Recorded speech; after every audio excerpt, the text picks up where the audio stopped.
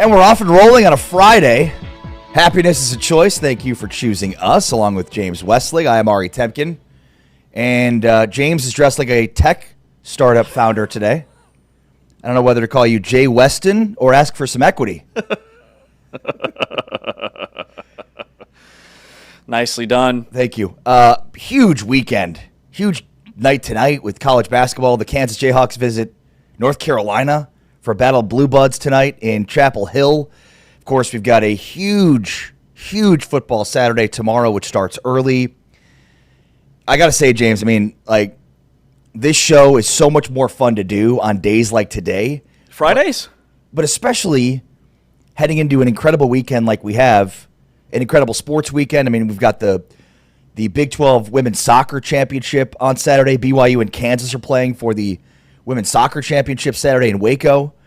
We've got, of course, the whole schedule of football games tomorrow, basketball games, some big-time matchups, including that Kansas-North Carolina game. Baylor plays Washington this weekend. Vanderbilt and UCF tomorrow in basketball. So it's fun. And especially, I think you look back at this conference 5 years ago, and this was a league with a lot of questions. And the future viability was very much a question mark. And now fast forward to everything that's happened in the last 5 years with this conference, which really in many ways culminates with the game tomorrow between Texas Tech and BYU. The major question once this conference had been solidified, because it was even a question of whether or not the conference would continue to survive, was would this still be a Power 4 or 5 league? Would it have the components and contain the members that would elevate it to that status? Well, tomorrow is that. This is, you could argue, the biggest game in the history of BYU football. BYU's had undefeated seasons, played for national championships, has a Heisman Trophy winner, and yet has never played in a top 10 matchup like this, ever. BYU has never played a top 10 opponent as a top 10 team. Texas Tech hasn't done it in a long time, since 2008. And when that happened, it was looking up at a program like Texas. But now Texas Tech is on equal footing and its own monster, established by its own ability to do it, and not looking up at a big brother like Texas. Right. The whole little brother, big brother talk has gone out the window. And this is the highest ranked matchup between two Big 12 schools since the 2021 Big 12 championship game. Regular season-wise, and I'll have to fact-check this, but I can't think of a top 10 Big 12 matchup where both teams are in the top 10 that did not include Texas or Oklahoma since Baylor-TCU back in 2014 with Bryce Petty for Baylor, Trayvon Boykin for TCU. And that game was in the 60s, a football game where both teams were scoring north of 50 points. It was just absolutely wild. So it's a huge weekend, and I can't wait to talk more and preview this game and deep dive it. But you said KU plays North Carolina tonight? Tonight. Yes. Friday night basketball. Friday night hoops at the Dean Dome. Chapel Hill. This is a true road game for KU. Darren Peterson is about to introduce himself to the nation. Hence why you're dressed wearing a KU Letterman jacket, which I like. I was waiting for the punchline there. I'm here for it. That's it. Well, I didn't know that you had just been promoted to assistant PE teacher. I'm excited for your future. The kids are going to be great under your leadership. I knew I forgot my whistle. That's all you're missing. You're missing a whistle, and then you've checked all the boxes. This is one of these outfits that I'm going to guess, had your wife said, "You're not actually going to wear that, are you?" You look at her and you'd say, "Watch me. I'm wearing it." Or why? Look like you just came off the floor of a rec team full of dads that just went 0-8 but had fun. This thing is bright, but I'm here for it. That is Home Field, which is a partner of the Big 12. They have so many really cool school, team-branded lines. They also have some Big 12 jackets that look similar to that are actually for the Big 12 Conference. So they've got great stuff. I tease you, but I'm also very, very jealous. And I mean, it's a huge weekend for Kansas, huge weekend for the Big 12. Kansas and North Carolina tonight in basketball at the Dean Dome. Of course, Dean Smith, a graduate of the University of Kansas, played on the Kansas basketball team. So, how much of a blue blood is Kansas? Most of the other blue bloods, Adolph Rupp at Kentucky, Dean Smith at North Carolina, went to Kansas. So, speaks to just how widespread Kansas's basketball, history is. Yeah, and like these schools play each other a lot. Yeah. I mean, there's a lot of history in these non-conference early season matchups between KU and North Carolina. They always seem to be in some of these preseason MTEs, which is a fancy way of saying preseason tournaments, like the old preseason NIT or out in Maui or whatever. So they always have these really intense matchups. And then some of the best Final Four games of my lifetime featured KU and North Carolina. Back in 2008, when North Carolina was the favorite and KU blasted them by like 30, and then just the year that KU went to the national championship game, and that was the year they won it, right, in 22? Yeah, came from behind down 15 at halftime to North Carolina. They blew out Roy Williams, North Carolina, in the Final Four in 2008 before Mario Chalmers hit the big shot against Memphis. Yeah, there's a lot of history between these two programs, both on the court. And, I mean, Kansas plays Duke next week in Madison Square Garden, and then the following week they go to Vegas for that Players-Era tournament. So a lot of great basketball coming up. We've got – go ahead, sorry. I want to ask just real quick your thoughts on, is Roy Williams more remembered for his time at Kansas or at North Carolina? North Carolina. Think so? Well, he never won a national championship at Kansas. Right. How many did he end up winning at North Carolina? Gosh, he won at least 2. Yeah, I think he won 3. I think he won 3. So, I would say notable for Kansas, most known for North Carolina. And, of course, Roy went to North Carolina. So, yeah. I would say definitely North Carolina. He won 3 championships, 2005, 2009, and 2017. But it's weird. His actual win-loss record was better at Kansas. And he was Big 8 and Big 12 Coach of the Year more than he was ever ACC Coach of the Year.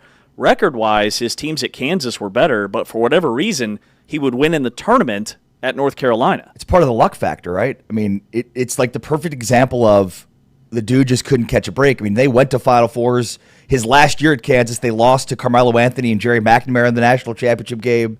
So, he just, for whatever reason, couldn't get over the hump at Kansas, but did not have the same issues in North Carolina. I mean, was it players? They had some. I mean, you grew up there. They had some behemoth teams. Oh yeah, I still say some of the best teams I've ever seen at Kansas were Roy Williams teams. Jacques Vaughn, Rafe LaFrentz, Paul Pierce. I mean, they had some.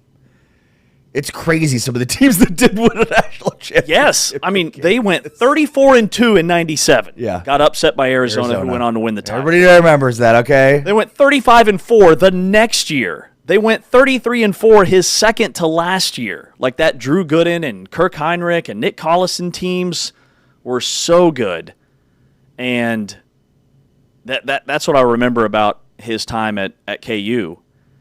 But they always said that he had a basement at his home that was split right down the middle, where he had all of this KU memorabilia and historic stuff on one half of the basement, and the other part of the family room had all this North Carolina stuff. And I remember KU fans were always kind of nervous that he would leave eventually when that job opened up, and he did back in 2003. Yeah. I had a very I feel old moment. You brought up Carmelo Anthony.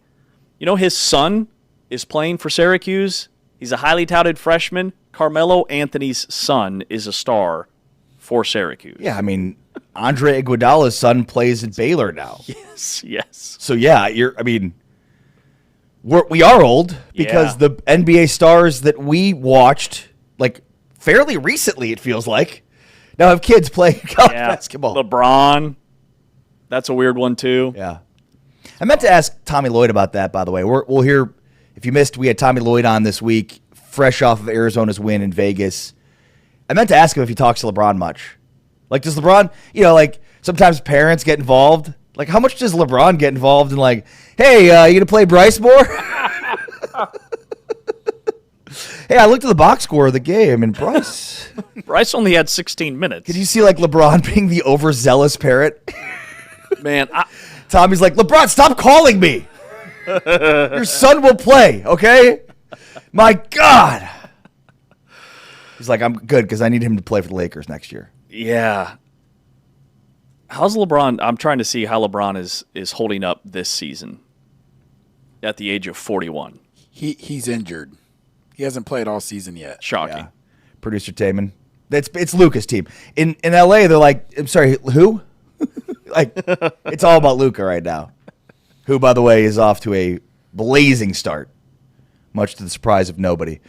With James Westling, I'm Ari Tepkin. Great to have you with us on this Fanatic Friday. We are presented by Modelo.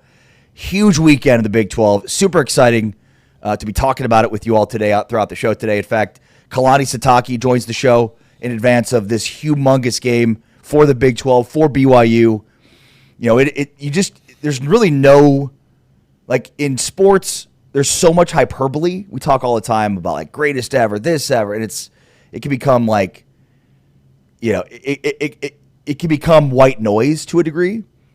But again, I just don't think we can underplay how big of a deal this game is, both for the individual institutions, BYU and Texas Tech, and for the conference.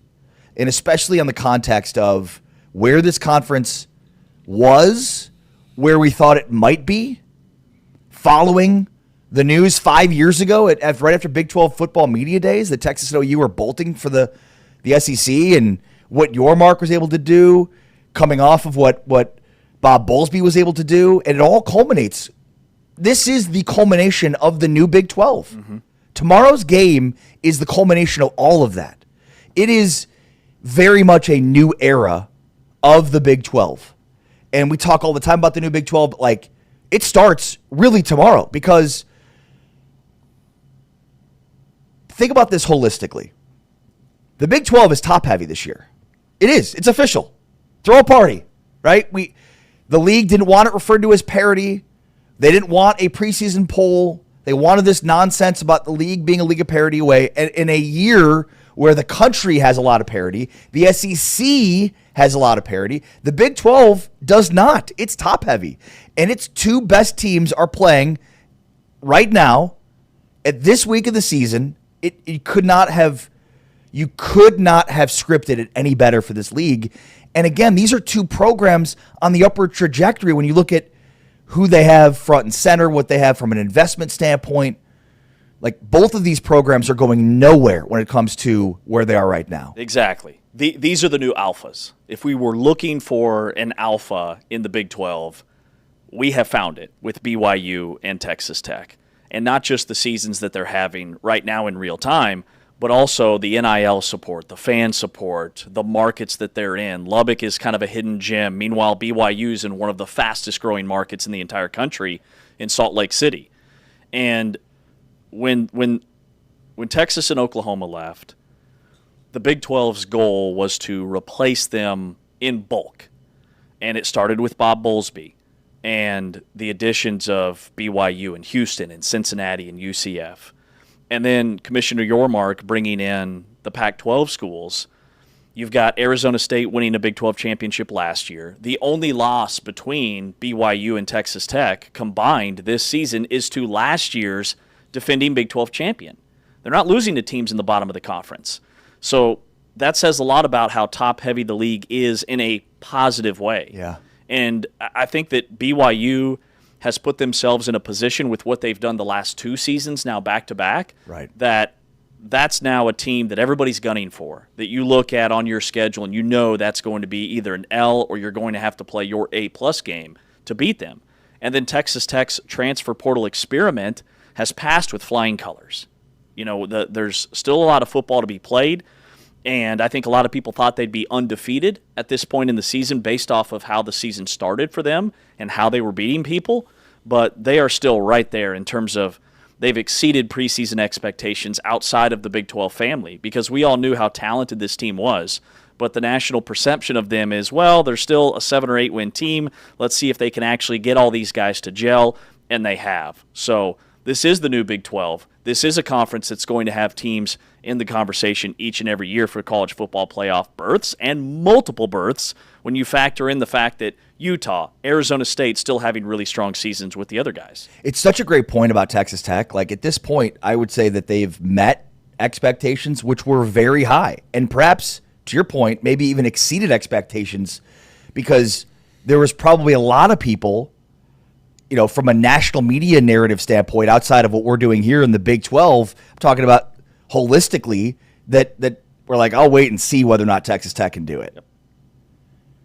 I mean, and then it was like, well, what does Texas Tech need to do in order to prove what they're, do they need to win a national title? Well, I mean, we'll see how this season ends up ending for them eventually and what it looks like. But for where they are right now, I 100% agree with you. 1,000% even. I'd take it to 1,000,000. I mean, before the season began, Joy McGuire said the expectations are that we are in a position to play in the college football playoff. And outside of the Big 12 family, people thought that was crazy, that a team could go from 8 wins to being in the college football playoff when historically Texas Tech has been a 7-6 or 8-4 or 8-5 type football team every year. They weren't even ranked in most way too early top 25s. They were barely in the top 25 to start the year in the AP top 25. So outside of the Big 12 community, yes, they have blown away expectations. For us internally, the only people that got them right outside of the Big 12 nation is EA Sports in their college football 26 game that gave them like the 6th highest rated roster in the country, and everybody else is just saying, well, let's see how it works out. Right. But they've delivered, man. They have absolutely delivered. We've got plenty of games to talk about throughout this show today, and of course on Saturday, where a game tonight between UCF and Houston on the football field. It's been a while since we've had Friday night football in the Big 12, but we've got one tonight, plus a full slate of games tomorrow, which starts off with College Game Day in Lubbock for the first time since 2008, and then 2 top 10 teams, 7th-ranked BYU, 8th-ranked Texas Tech, playing in Lubbock in a game that is going to be really the culmination of years of wondering what this league would look like, and finally the birth of the new Big 12 with power programs playing at the top of the sport right now, at a point in time where you could argue, James, it's never been more important to be good at football because of how much football carries the day in the athletic department, how much it means for university as a whole. And so the Big 12 has come out of what could have been the end of the line for the conference, has come out better the other side. And again, I think tomorrow's game is the culmination of all of that. We'll be previewing that game coming up. We've been talking about it all week. We'll give you kind of our final thoughts before we pick the game and, of course, before the game happens. Plus, of course, we're going to be previewing and picking all of the games on the docket for the Big 12 this week 11 with James Westling. I'm Ari Tepkin. Taman Turner is producing, and we are presented by Modelo. This is the Big 12 Conference. This is a different league. Okay, on the way next, West Virginia head coach Rich Rodriguez, as we talk with him about what's been different about Morgantown this time around and how he's able to stay fresh in his offensive play calling and decision making. That's all on the way next. This is Big 12 Today on Big 12 Radio and Big 12 Studios.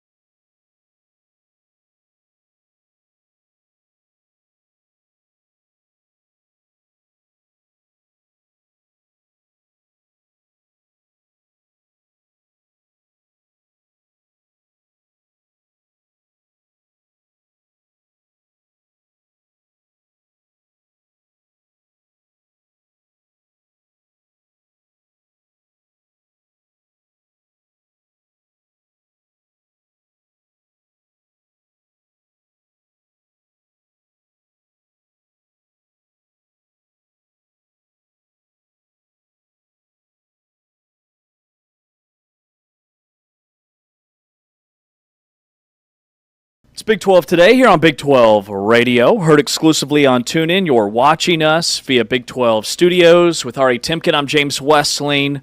We're now super excited to welcome in West Virginia head coach Rich Rodriguez. What's up, Coach? I'm good, guys. How you doing? Man, we are probably not as good as you after that win. You guys looked really good. Went on the road, took down a top 25 team, 45-35. You win at Houston last time out. Your quarterback gets Freshman of the Week honors. You had a defensive guy get Defensive Player of the Week. An all-around effort. What was your main takeaway? Winning sure to hell beats losing. You know what I mean? So that's the first thing. But our guys I'm proud of the way they hung in there. We've been struggling a little bit, and at moments it was some bad luck. Whether it's quarterback injuries, what have you. But I really like the way we've practiced the last couple of weeks. And practice has been good all year, but the last 2 weeks we intentionally tried to amp up the competitiveness a little bit, and they responded well in practice, and it showed in the game. I'm curious for the quarterback situation. We saw Scotty Fox play really well. This is a guy that first time he entered a game, I think he threw 2 interceptions in 3 plays. So, tell me as a coach how you're coaching him up and kind of how he's stuck with it this season after having such a bad debut. Yeah, it was tough to throw him in there where we threw him in there. In the injury part, I've had this happen one time to me in my career when I was back at Arizona that we had 3 quarterbacks go down and we were playing the 4th and 5th guy, and so we didn't obviously anticipate that. Probably thought Scotty might be redshirting this year, but he got thrust into the role. And to his credit, everything, he's a very conscientious guy. He got better every day in practice. The more reps he got, the better he got. And the arm talent was always there. I mean, you could see he had next level type of arm talent. He just was like a true freshman, still learning.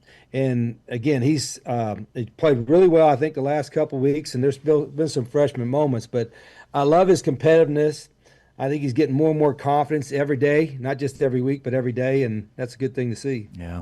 Yeah, I would say, with all your quarterback injuries, and you lose Jaheim White early in the year, your preseason All-League running back, and then Jamori Robinson can't get cleared, and that, I'm sure, slowed his growth and development this season. All the unforeseen circumstances, I don't think anybody saw this past weekend coming. So, what does it say about your culture, the buy-in that you've gotten from this team, and just the little things you can take away from this season? Yeah, with all the stuff, the bad luck or whatever, you're not playing well, that was happening. To our guys, I told them, I said, you kind of, like all coaches, you block out what's happening outside, and how are we doing things inside? Are we continuing to get better? Are we working hard? And I told our players before the last game, I said, your version of playing hard and the coach's version might not be matched up. And we've talked about that since August, that there's a different level of playing hard, and that includes coming off the ball better. And so we worked on that all week. Said we're at least going to come off the ball with a little more purpose, run with a little bit more conviction, and it did that in practice. But they need to do it in the game, and they did. And I said, then the hard part is to keep doing it. It's a natural tendency in life to be average. Everybody gravitates to average, and you have to fight that every day. Eventually when our culture is completely sunk in, then I'll never have to worry about that. The only guys I have to teach that to is the 20, 25 new guys. Right now, they're all new. And so we're having to teach that every day, and it's taking a little bit longer maybe than I wanted, and it's still a work in progress, but eventually you'll get there. Yeah, I mean, it's a great point. I love it. How do you do that? What are the ways in which you instill that as a value of the program? Well, it's pretty simple like this. I told the coaching staff, and I told the players too, there's never a play, whether it's a Tuesday practice or obviously a game, where one of our guys is either lazy or soft, that it doesn't get addressed. You can't let him loaf on one play and say, oh, okay, the rest of the plays he was okay. Or you can't let him be soft on one play and say, oh, okay, he was just soft on that play. That's like the ultimate no-no. It's worse than anything you could do. We say if you loaf and you're a traitor, you play for the other team because you ain't playing with 11. So that part of it is always something you have to preach to establish your culture. But again, it takes longer these days maybe than before, but it still can be done. Man, that line, everybody gravitates to average, and you have to fight that every day. I love that. Where did you come up with that? Was that through your own personal experiences that you kind of came up with that, or did you learn that through a mentor? Where does that stem from? No, I've been, I guess when I was the youngest head college coach in America at age 24 and the youngest at age 25 that's fired, you learn a certain thing. But, everybody has different levels of competitiveness.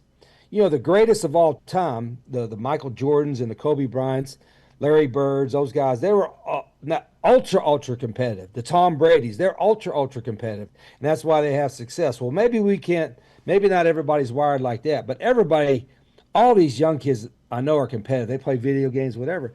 I said, so we have to foster that as coaches. We got to appeal to their competitiveness. And if you're a competitor, you don't ever want to be called average. You don't want to be in the middle of the pack. You want to be in the front. You want, losing is like, fate worse than death in a lot of ways. And I know I'm kind of going over the top with that, but that's what that's what we have to foster to create the culture that we need to have here. Yeah. And is that like, obviously there's team successes and certainly you want to get to a certain threshold of wins and get to a bowl game and win a conference championship. Those are all there. But like when it comes to the realities of this year for you guys, is like that how you measure success? Is finishing strong, getting buy-in, evaluating players based on their ability to continue to pull on the rope? It's playing as hard as you can possibly play in every opportunity you get. And that's whether it's a Tuesday practice or a Saturday game, what have you. That's what we're looking for from our players. And the same thing with our staff. We've got to obviously put our guys in a position to have success, but we also got to make sure that culture is seeping in. And even when we were losing, I wasn't panicking because I didn't see a whole lot of the loafing or the softness. But I saw too much. One of it's too much. I saw too much of it, and so I appealed to our guys the last couple weeks. I was like, this guy's, no matter what happens in the game, these are the non-negotiables, and you have to keep reminding them that. So is it harder nowadays to establish a culture than 20 years ago? It probably is, because you got more free agents, so to speak, and, right. Guys getting paid, whatever. But I'm convinced it still can be done. And I work on it every day more than anything else that we do. Talking with Rich Rod, the head coach at West Virginia. And, Coach, you've now coached 6 games in the Big 12 at West Virginia. I'm curious your thoughts on the Big 12 and how it compares to like when you were at Arizona or when you were at West Virginia and you guys were in the Big East. What has impressed you about the league, and is it about what you thought it would be, or is it tougher? It is, and I knew it was going to be a quarterback-strong league this year with some of the quarterbacks we had, and great skilled people. It does remind me quite a bit of my first early years in the Pac-12 when it was so many great quarterbacks in the Pac-12 back then in the 2012 to 17, wherever that was. There was a lot of great skilled players. I'm talking about next-level quarterbacks that are still playing in the NFL. That's where the Big 12 is right now. I mean, outside conference teams are finding out, and you play the Big 12 teams, they got people that can score. They got quarterbacks that can do it. So it's a really good league. I knew that. And we knew it was going to be, we'd have some tough moments. But I'm 100% convinced now, having gone through just most of the season with it, that we could compete for a championship. We just got to fix some of our problems sooner rather than later, and then make sure our guys that are in our program now that are going to still be in our program, that we develop them better than anybody in the country. Are you still as involved from an offensive standpoint as you've ever been in terms of game planning, play calling, et cetera? Yeah, every bit of it. They're calling the plays. I'm involved in special teams as far as knowing what we're doing. I don't call or do anything with our defense other than I know what we're doing. And I think I have other coaches that can do it. And I tell the coaches, if I get pulled out of it too much where I can't sit in the meetings, watch the film, evaluate the game plan, all that, then I know I got to turn it over. But I'm making time to do that, and I still enjoy doing it. But I got other guys on the staff that could call plays for sure. We asked you about Scotty Fox earlier. Who does he remind you of? Like when you think about his potential and how good he could be down the road, does he remind you of any guys that you've coached or coached against in terms of his skill set and what he has? Yeah, he's very unique from the standpoint he's a true freshman that's getting thrust into this role. I'm trying to think what quarterbacks I've had some quarterbacks in the past that that had the arm talent at Arizona. At West Virginia, had guys that could throw, but they were faster runners from that standpoint. But Scotty he's a good athlete that can run, but he can make all the throws. He's got next level arm talent, And he's, the one thing about it is he, like a lot of times when you take a transfer quarterback, they can fit in around us, but they probably have learned different systems, different ways of doing things. And so you almost have to, I say unteach it, but teach this is the way we do it. Well, Scotty's got no other kind of habits other than so when we tell him to do it, that's what he's growing from. So that's what's so neat about his upside is that he's going to, we told him one thing, hey, this is the drop, this is the timing on this route package. That's the only way he knows how to do it. And so you could kind of grow from there. And I'm seeing that now with him, and he'll keep getting better. You shared a really funny story about Scotty at the end of the game on Saturday on your radio show this week. I'm hoping you could share it with us now. Basically, we're taking a knee now. Like that's the easiest play in football, right? You just take a knee. But I'm going there. Make sure you don't pull out too soon. Make sure you ride the ball. Take a knee right away. Make sure the official sees that. And I'm going on and on about it. And Scotty goes, Coach, we're making this way too complicated. It's not that big of a deal. I know how to take a knee. And I'm like, that's what a fifth-year veteran would tell you. Like, Coach, shut up. We got this. Don't worry about it. So that was fun to watch. Oh, that's amazing, Coach. Man, when I look at, like, I know the wins and losses this season aren't probably, they're not what you wanted to be. But with everything you guys have gone through, like, you guys remind me a little bit of Arizona State when Dillingham got there, and it took 2 years for them to get to where they wanted to be. And same thing with BYU, their first year in this league. They win 5 games, then they have 11 last year. Like, you guys beat Pitt, you beat your rival, backyard brawl, you got a top 25 road win. Like, how would you summarize this season with kind of everything that's taken place so far? Yeah, I would like to think that very rarely are you going to have where your top 3 quarterbacks are out and you go to your 4th guy. You never thought you'd get to that point. And then your top 2 running backs, you're good. You got to back up. Your top running back gets 150 yards against Pitt, and he's out. So you lose your top 2 running backs, and then your best wide receiver's out in the second game of the year. So it just doesn't happen that often, like by the second or third game. So it's unique, and hopefully our bad luck, if that's what you want to call it, bad luck is gone from that standpoint. But I still think, in every year or your first year, you got we have to do everything we can to establish the type of environment and culture that we're going to build our program from.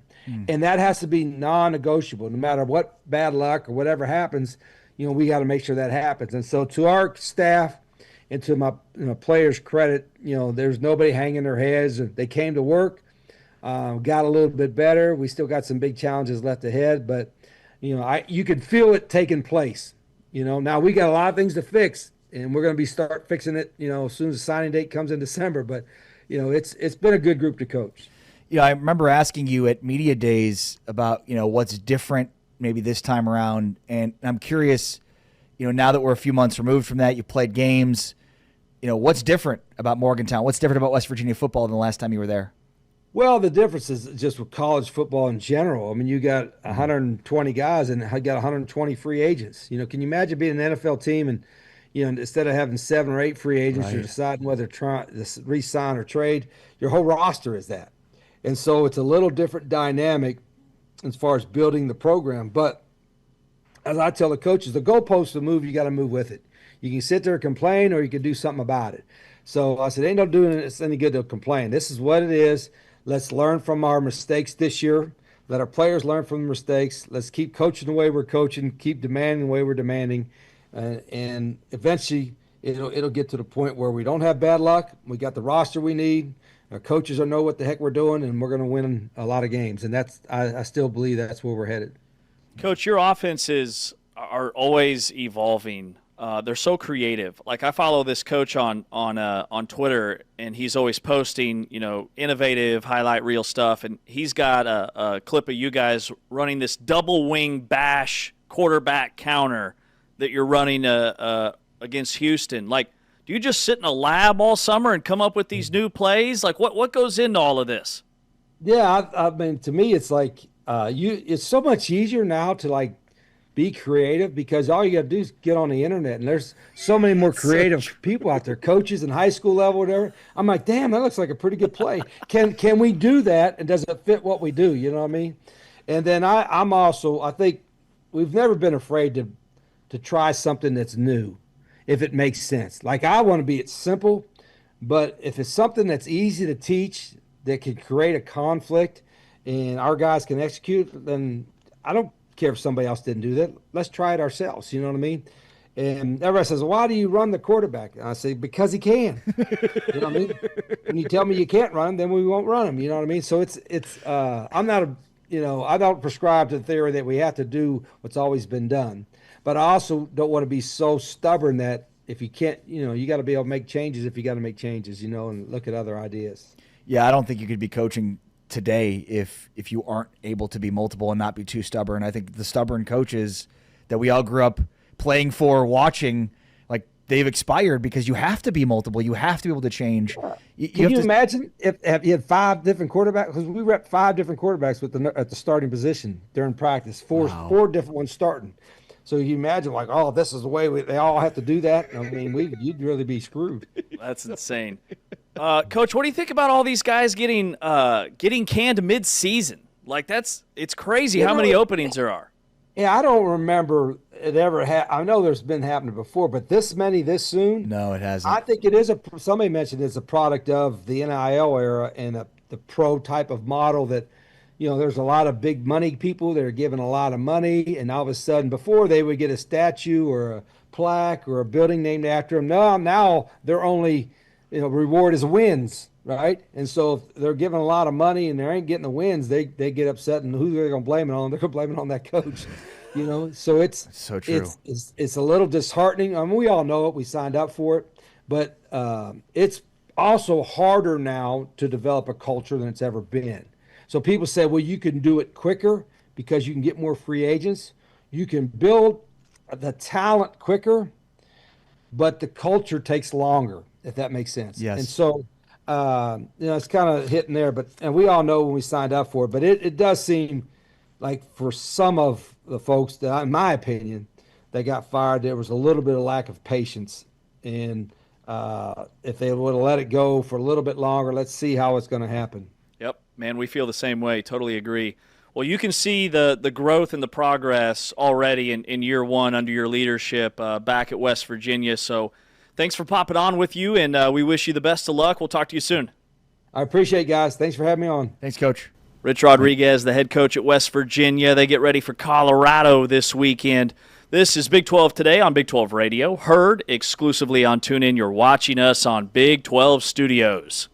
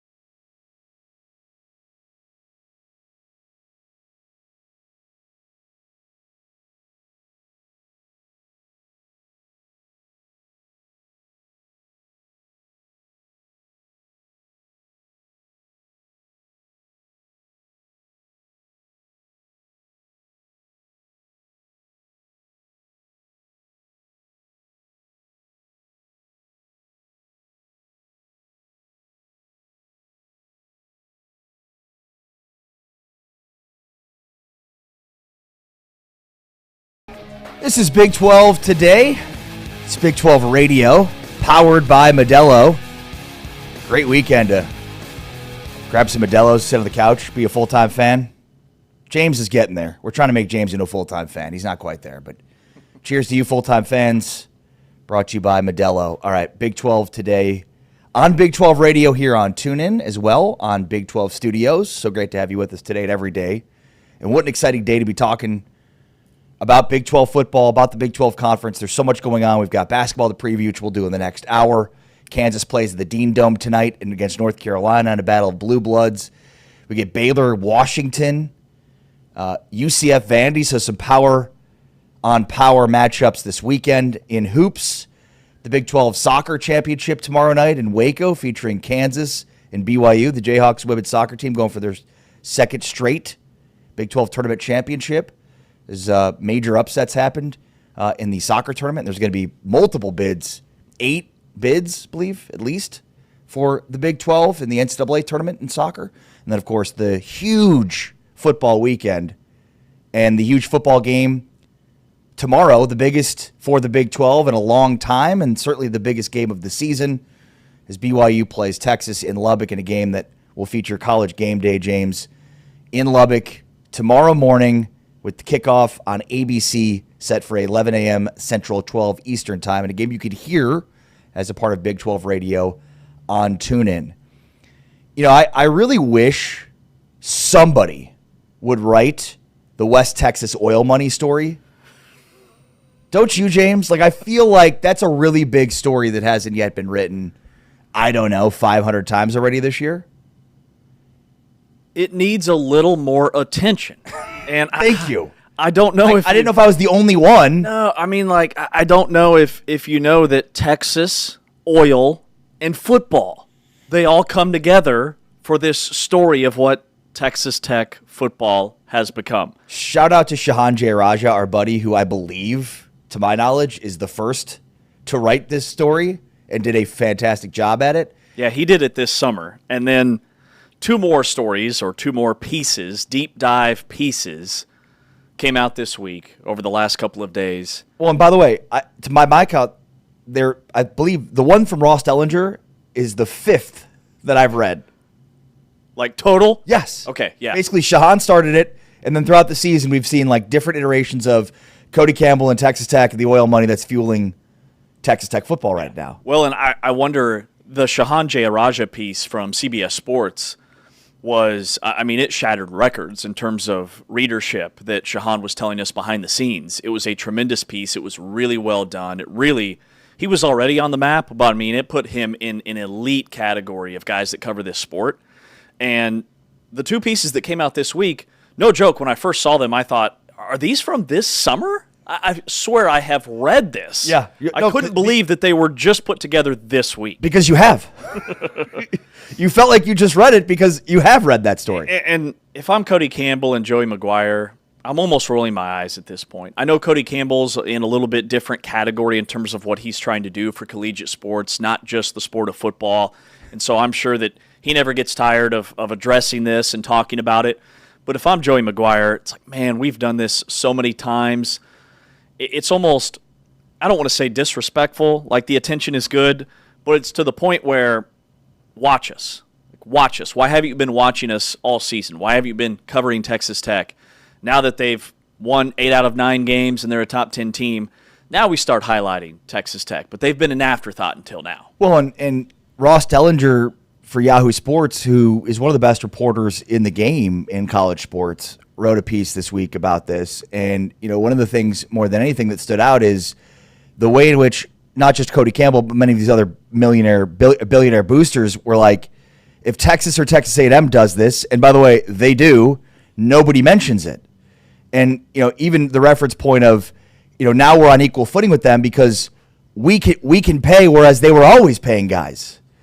And that's the story here. Yep. As this thing progresses, and let's just say Texas Tech ends up getting a playoff spot, maybe they win a playoff game, like that story is only going to become more and more front and center. And the question will remain, why is that not as big of a story with Texas or Texas A&M or quite frankly, any of these other schools like Ohio State or anywhere else Exactly. that are spending exorbitant amount of money on their programs. Yep. And by the way, exorbitant amounts. Tech donors, according to Dellinger, raised $49 million from July 2024 to July 2025, which, equals the amount of money that some of these coaches are going to get to not coach football anymore. Yeah. And you're spot on. That was my first thought and my first takeaway is, Kirby Hocutt used the line Texas, oil, football. Texas, period. Oil, period. Football, period. And that's where that stems from. And Texas Tech just decided to be a blue blood and act like a blue blood. It's just the fact that they're so new. You look at the teams that are currently ranked in the AP Top 25. How many teams are ranked below Texas Tech that have been doing this for decades? Not just when the door was opened by the NCAA. They were doing it before that. And there's plenty of evidence that would indicate that when you look at Texas, Oklahoma, Miami's number 18, USC at 19, Michigan at 21, Tennessee at 25. Those are all programs that have poured just as much money, if not more, definitely more if you're taking the last 2 decades and tying it all together and looking at the total. But probably more, every one of those programs has probably spent more money on their roster this season. Yep. But they're not 8-1. Right. They're barely in the top 25. That was a list of teams that are ranked below Texas Tech. Great point. And Ohio State had a $50 million roster for their national championship team. But at Ohio State, that's just what you do every year. At Texas Tech, it's just the fact that they're new, and now they've doubled down by winning football games. Well, and I mean, there's evidence to support the fact that that's the price of doing business in college football in 2025. Like, you want to win a title? It's going to cost you. But those stories aren't being written because that it sheds the light on Ohio State, Miami, and Texas and every other program that's already doing that. But you're right. I mean, it's the nouveau riche aspect, new money aspect of Texas Tech that continues to perpetuate this story. And again, I get people that want to read it because there's a reason it's been written as many times as it's been written. And it's good to see this conference feature a team that's being written about and having a national narrative in that sense. Because otherwise there might not be any stories or narratives coming out of this conference. Yeah. From, the larger national media talking about CBS Sports and ESPN and the big, college outlets beyond what we do specific here to the Big 12. So it's just funny. It was funny to read another article because it was like, okay, cool. It's good to see Texas Tech featured like this, but at the same time, it's like, man, yeah, I've read this before. Yeah. And the quotes in the article from the Tech boosters basically tell you the whole story. Everybody else does this, and it's not a big deal. We do it, and it's suddenly a huge deal. Yeah. And Texas Tech has been very transparent with it. Yeah. And that part I have massive respect for. I mean, they go into extreme detail. We met at the Shady Oaks Country Club, and we were in a conference room, and we decided, hey, let's go win. Let's go fund this program and get to a point where we are in the conversation. And they are very much in the conversation as a national championship contender. And if they win this weekend, that's only going to be magnified. And the story that, the largest oil field in America is sitting in their backyard, and it's funding this football team. That's not a secret. And now it's kind of become a theme and an overarching headline for this program. But also, Texas Tech, they're paying their players a high rate. These guys are getting a bag to play football at Texas Tech. But they can get a bag and play football at Ohio State. They can get a bag and play football at USC. They can go to Tennessee. I don't believe that these guys are just in Lubbock because of the money alone. No. It's a factor, yes. But also, Joey McGuire and James Blanchard have sold them on the future of the program. They sold them on what they can do this season.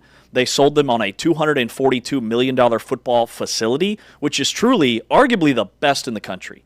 I mean, it blows some of these SEC practice facilities out of the water.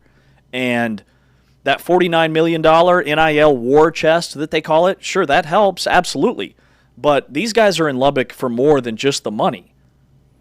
It's a great point, James, and I'm so happy you said that because I think it's probably the most crucial aspect of this. It part of what I would imagine a lot of Tech fans' angst would be about articles that are continually written about this is it diminishes what you just mentioned. I mean, it's the classic guy commits to Texas Tech, and then the comments on social media. Yep. Oh, he just did it for the money. Oh, he's money grab. It's like, no, the money is equal pretty much across the board, right? Like we're talking maybe a few, tiny differences here or there, but like they're sold on Joey McGuire's vision. They're sold on the full package. David Bailey isn't in Lubbock. He could have gone anywhere. Yeah. He's in Lubbock because of what he was sold by Joey McGuire. And that, James, is all coming to fruition now. That vision is coming to fruition in tomorrow's game. 11 a.m. Central, 12 noon Eastern, 2 top 10 teams. First time for a game day to be in Lubbock since 2008. Well documented and well deserved. And just think of the power dynamic difference in 2008 versus today.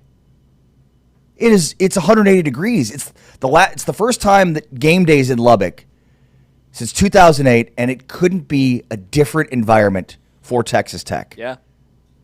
I mean, they were such an underdog back in 2008, and I think a lot of people thought that their run was a gimmick, and based off of what they did that was so unlike anybody else offensively. Now you look at Texas Tech, and it's different from this is a program that could truly be a blue blood in college football. And I think Joey McGuire sold them.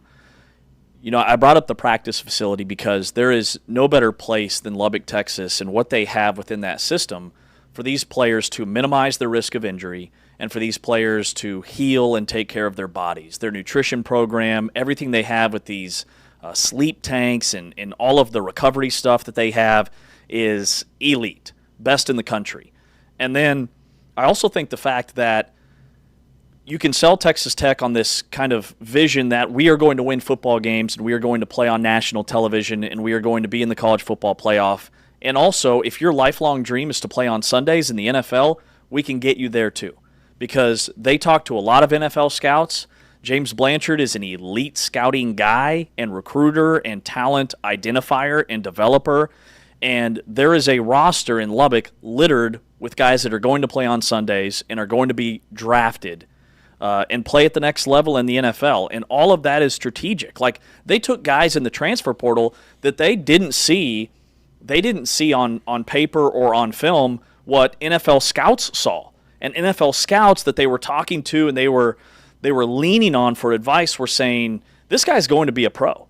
He's going to be in the NFL. And so they've built this roster with those type of guys, and they're playing connected. They're not playing with big egos, and it's why they're 8-1 and it's working. Yeah, tomorrow is a game, but a celebration for the Big 12, and a big reason for that is because there are a lot of players playing on both sides for Texas Tech and BYU that are going to be playing on Sundays in the very near future, and that's a huge distinction and difference for this conference right now.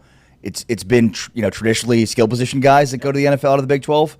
Now we're talking about the girth, the bulk up front, and the substantive players that are going to be playing on Sundays, playing in this game tomorrow, featuring the Big 12, Texas Tech and BYU. In a game you could hear a part of Big 12 Radio on TuneIn. This is Big 12 Today on Big 12 Radio, powered by the Full-Time Fan by Modelo. Coming up next, we dive into the Hoops weekend. Plus, of course, we're still talking about the football weekend. We'll be previewing the games, picking the games, all coming up.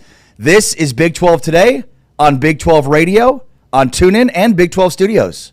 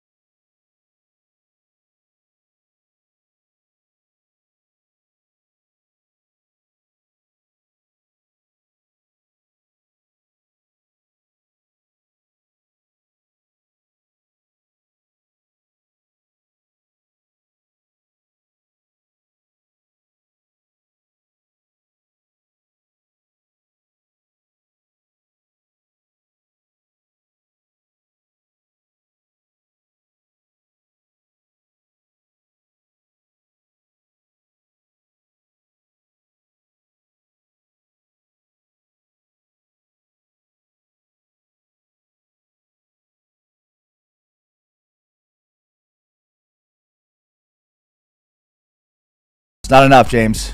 We got all kinds of sports this weekend, but it's not enough. James Westlake, Ari Tepkin. I don't know if you're getting what I'm putting down, but that's okay. I think I am. Okay. It's never enough. Yeah. It's not enough. Are you a Kendrick Lamar fan or no? Yeah, I like. You know that beat, that song? Yeah, I know that one. Okay, good. Yeah. It's not I enough. like Luther better than They Not Like Us, though. Okay. Yeah, just personal fave. The song Luther, Yeah. not more than Not Like Us. Yeah. Got it. Okay. You're the one then. James Westlake, Ari Tepkin, Big 12 Radio on TuneIn and Big 12 Studios. Great to have you with us today at Every Day here on your home for the Big 12 Conference. This is the Big 12. This is a different league, and we are powered by Modelo. And if you're watching us on Big 12 Studios, cheers to you, the full-time fan. You may be noticing that I'm wearing this pretty kickin' Kansas jacket. You just said kickin', which fits for the PE class you'll be teaching later this afternoon at 2 Central. That's going to be what are we doing in class today? Running. Just running. Lots of calisthenics. A lot of running, calisthenics. A lot of calisthenics. Yeah. Producer Taman? He's going to start off by being, my name is Coach Temkin. You're going to call me that? He's going to go all in. He's going hard with it. Please, just Dr. Temkin. That's all. You got the basketball shoes on that goes with the whole fit. You look like a guy that's ready to challenge a 12-year-old to a free throw shooting contest. And I've seen you shoot free throws. My money's on the 12-year-old. I mean, we got, James, I need to get into basketball here, but we got to talk about your shoe game because What? you wear shoes that say, my shoe game, bro. you wear shoes that say, I like the shoe game, but I'm not really fully willing to invest in it. Dude, I'm fully committed to the shoe game. Like, you're in the kiddie pool of the shoe game. Okay. And I took that personally, Taman. I mean, I can't talk, so my shoe game sucks. You've got ones on. He's got you're Jordan wearing- ones. James doesn't have any Jordans. But I've got 3 pair of Dunks. Does that count? No. I know. Yeah, I know. no. Jordan enthusiasts, the purists, say that the Dunks are a disgrace. No, Dunks are great. I love Dunks, but Dunks are a compliment to the Jordan Yeah. catalog. At some point, we're going to up your Jordan And game. I actually like the Jordans better. They're more narrow. I've got a very narrow foot. Everything with you is narrow. Foot probs over here. Just a very lot narrow- of shoes I can't wear, but the kill shots fit like a glove. All right, so if you're watching me on Big 12 Studios, you may notice I wear this jacket. Big reason for that is because Kansas plays North Carolina tonight. So this is our first Hoops weekend, and it's full of variety. Normally, you're looking at like a Saturday slate of games. Well, we've got Friday, Saturday, Sunday for you. And I had to look this up, James. This is pretty wild. This is the first ever time that Kansas is playing in the Dean Dome. As many times as Kansas and North Carolina played, we talk about these 2 blue blood programs. The first time Kansas is playing in the Dean Dome, because these teams have played in the NCAA tournament. These programs have played on neutral sites. I mean, Kansas is going to play Duke next weekend at Madison Square Garden. That's normally, I guess, where these games are played. So how about that? Kansas, the program, playing for the first time ever in Chapel Hill at the Dean Dome. Which is shocking to me. Yeah. I thought for sure they had played there. In fact, I thought this was a typo when I first read this. And they've played 13 times, but never at the Dean Dome in Chapel Hill. And I can't wait. I mean, there is a ton of strength-on-strength matchups. But I think Kansas has the edge when it comes to Bill Self. I was stunned that Hubert Davis got retained at North Carolina because the last couple of seasons they just haven't lived up to expectations. And I think he probably isn't back for this season if they don't make the NCAA tournament. They got hot towards the end of the year and got in the tournament as a 9 seed. But like Kansas, they have a lot of high-level freshmen. I mean, Caleb Wilson led them in scoring. He's a 6'10 forward who's a little bit A.J. DeBonsa-like. He had 22 points for them in their opener. And then it's a big game for Kyan Evans, who's a transfer guard who actually grew up in Kansas City, Missouri. So he knows a lot about that Kansas basketball program. And then old friend alert, Henry Vasar, the former Arizona big man, plays at North Carolina. So that's going to be a great matchup, Vasar against Flory Badunga, who I thought looked fantastic in KU's opener. He was running the floor. Remember, he grew up playing soccer. He has elite footwork for a big man, and he can get out and run. But it's Darren Peterson and Badunga against, I'd say, the big 3, Wilson, Evans, and Vasar for North Carolina. Well, and Trimble as well. Don't forget about Trimble. the experienced guard. But you're right, and it's a great call on Vasar because he's the type of big that can spread the floor and move Badunga away from the bucket. Because Badunga had 3 blocks in the opener. I mean, he is a rim protector extraordinaire. So if Vasar's able to pull him away from the bucket because he can shoot from the perimeter, that's going to be, now all of a sudden North Carolina has some driving lanes. You mentioned last year. Remember the big stat with North Carolina last year in the lead up to the tournament? You remember the big stat with North Carolina? Wasn't it that they didn't have a single quad 1 win? 1-8 Yeah. against top 25 opponents. And yeah, I don't exactly remember what that looked like from a quad 1 standpoint, but It was similar. It was bad. 1-8 last year against top 25 opponents. So they get an early crack here at a top 25 opponent at their own gym. We'll see if this year is any different.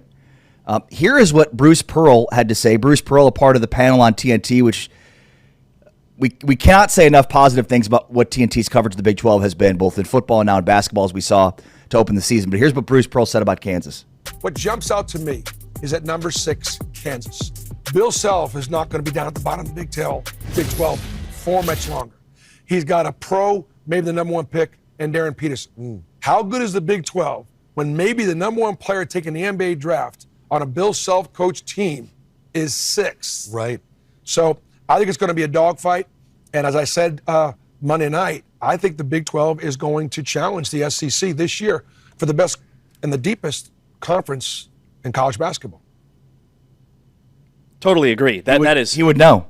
He would know, and he's absolutely right. You've got the number 1 pick projected in the NBA draft on a Bill Self-coached Kansas team, and they're 6th or 5th or wherever they were in the Big 12 official preseason poll. 6th.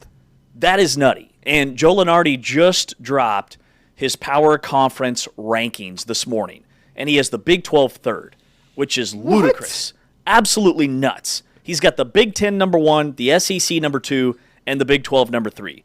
Now, my point with that is it magnifies the importance of these type of games for the Big 12. And I just think Darren Peterson is about to put on a show. And the nation doesn't realize how much improved Flory Badunga is and the flashes that we saw from him last season when he was coming off the bench. I think this is going to be a very much Kansas is back type of game tonight in Chapel Hill. Love to hear you talk about Kansas basketball. The number 1 Kansas basketball fan, James Westlake, I am Ari Tepkin. This is Big 12 today. And look, I'll continue to bang this drum because I think it's super important. But, it might be just the second game of the season. And, UCF plays Vanderbilt this weekend and Baylor plays Washington. So there's some Power 4 matchups here and Big 12 SEC matchups, Big 12 Big 10 matchups. But I guess it's Power 5 in basketball because the Big East is power conference. So I beg your pardon. But like the quad system is set in motion by what you do in the non-conference, right? You're going to go 500 as a conference when you play each other. So once you get into conference play, you can't do much more to solidify your conference's standings. So we talked about this in the non-conference for the Big 12 in football, but it's maybe more enhanced in basketball because all of the conversations as we move closer and closer to the tournament are framed around quad 1, quad 2, quad 3, quad 4 wins and losses. And that is set in motion by what you do in the non-conference. Mm-hmm. So as much as we think about these early season games as being just that, early season matchups in a long season, in many ways they set in motion the future of this season because you don't get those wins, suddenly your league is 3rd, and now you don't have as many quad 1 wins available in league play as you might when the league is number 1 or number 2. And remember last year, the Big 12 got off to a very slow start. Arizona started 4-5 in the non-conference. Houston lost 2 games early. They lost to San Diego State, and they got beat by Alabama. Kansas probably had the best wins in the Big 12 in the non-conference. Yeah. So this is an opportunity for the league to show just how good it is early in the season. And last year, the Big 12 really had to prove itself in the NCAA tournament. Everybody thought that Houston was the weakest 1 seed. Everybody thought that Texas Tech was not as dangerous as they proved to be going to the Elite Eight. Everybody was sleeping on BYU, and they made a run to the Sweet 16. So going into the tournament, it felt like because of what the league did in the non-conference, there was just kind of this stigma about the Big 12 that it wasn't as strong as it's been in years past. Yet in the NCAA tournament, the league balled out. So this is a chance, these non-conference Power 5 matchups, to your point, it's really important for the conference. And the quad system is really confusing, and we're going to talk about it a lot. But essentially, the NCAA breaks down 4 categories when it comes to your quality of wins and losses, quad 1 through 4. and it's a ranking system, but an elite win or a loss that's on the road against a top 75 team, it's weighted for home and away, and we can describe the whole thing in a much better, much It is more super condensed confusing manner. I mean, it is so NCAA. It's like a lot of numbers. and not only that, but then it changes. Yeah. So like you may have a quad 1 win that suddenly becomes a quad 2 win. Yep. It's bizarre. So You're right. just super confusing. Quad 1 alone, a quad 1 game is against a home team that's ranked in the top 30, a neutral site game against somebody ranked in the top 50, and an away game against somebody ranked in the top 75. So see, it's different based off if you're home, neutral, or away, and then it's tiered from there. But it's a lot of numbers. If you beat the 31st ranked team though at home, then it's a quad 2. it's a horrible win. What a terrible win. 30 is a great win. 31 though, please. There's been a lot of talk about that. Yeah. And if Kansas beats North Carolina on the road, there's no doubt that it will be a quad 1 win. But their win over Green Bay at home was a quad 4 win. So the NCAA is heavily weighted on the high-quality matchups and how many of those games you win come March. When it comes to Kansas's specific roster, you mentioned Darren Peterson. He has been dealing with some cramps. And here's what Bill Self had to say about what Darren Peterson is dealing with. It's concerning because, we're not going to be near as effective, him playing, 16 minutes a game, but it's something that we don't anticipate being anything that lasts.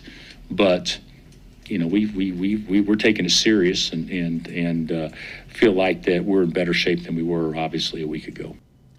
All right, so we'll see how Kansas manages that. Darren Peterson in his debut had 22 points in 21 minutes of action, so limited time for him against Green Bay and a program and a team that Kansas was able to take care of business pretty easily against. All right, so other action on the hardwood this weekend. Also tonight, Georgia State visits Cincinnati, Sam Houston visits Texas Tech, and Utah Tech, Arizona. Could be a sneaky game. Utah Tech is the team that it feels like every year it's like this guy transferred from Utah Tech. They always have talent that's always going elsewhere, but for the time being, they're 2-0. That's a game on TNT as well tonight. So Arizona looking to hold serve and substantiate that win to start the season even further against the Utah Tech team that could be a little bit sneaky. Tomorrow, Towson, Houston, Vanderbilt, UCF, Eastern Washington, Colorado, Weber State, Utah, Bellarmine, K-State, and Holy Cross, BYU. Bellarmine also another one of those potential sneaky programs. But Vanderbilt visiting UCF will be interesting. Vanderbilt's kind of a rebuilt team this year. I think they have 3 returning scholarship players from last year's roster. And UCF also a similarly different team. They struggled in their first win of the season against a Hofstra team that they probably should have beaten pretty badly.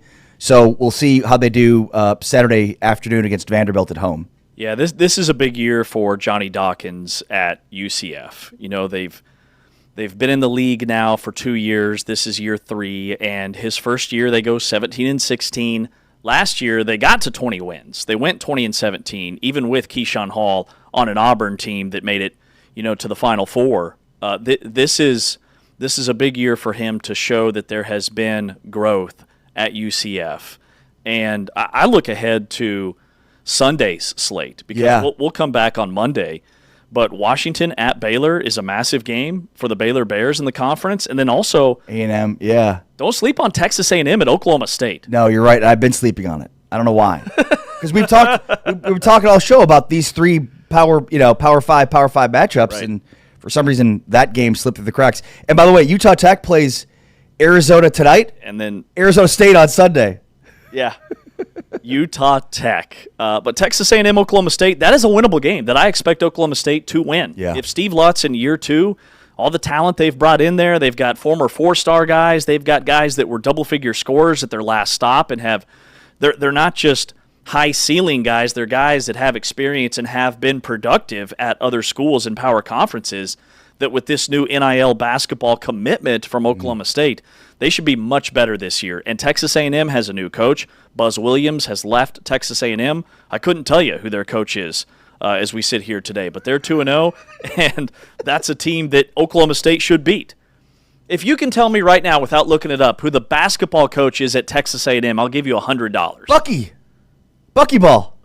Who? Bucky McMillan. You don't remember Bucky? You didn't know that until you Googled it. And Taman definitely didn't know that. Hey, don't call me out. It's not Speedy Claxton, so Taman wouldn't know. Shout out to Speedy Claxton. Shout out to Bucky Brian. McMillan, the Oklahoma State's going to beat Texas A&M. former UAB coach, Bucky Sunday. McMillan. And that would be a huge win. That would be a quad one win if they do. And I mean, Baylor, Washington. That's a really good. Washington's kind of a sleeper in the Big Ten right now in terms of being a potential Big Ten champion. Like, they're going to be good. So yeah, this is going to be a great opening hoops weekend with those 4. Stand corrected. 4. For some reason, I overlooked that game on the schedule. 4 Power 5 matchups, plus 2 Big 12 teams both play Utah Tech this weekend somehow. Big 12 Radio. This is Big 12 Today, along with James Westling. I'm Ari Tepkin. Taman Turner is our producer, and we are coming to you on TuneIn as well as Big 12 Studios. If you want to watch us on Big 12 Studios, go to big12studios.com to find all the different platforms in which you can watch and stream the show visually. And of course, you can always get us on the radio, on TuneIn. If you've not yet already, make sure to download the TuneIn app.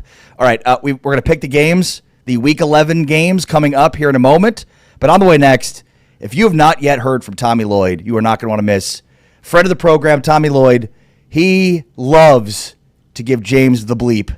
So you're not going to want to miss him calling out James next. This is Big 12 Radio, presented by Modelo, heard on TuneIn and watched on Big 12 Studios.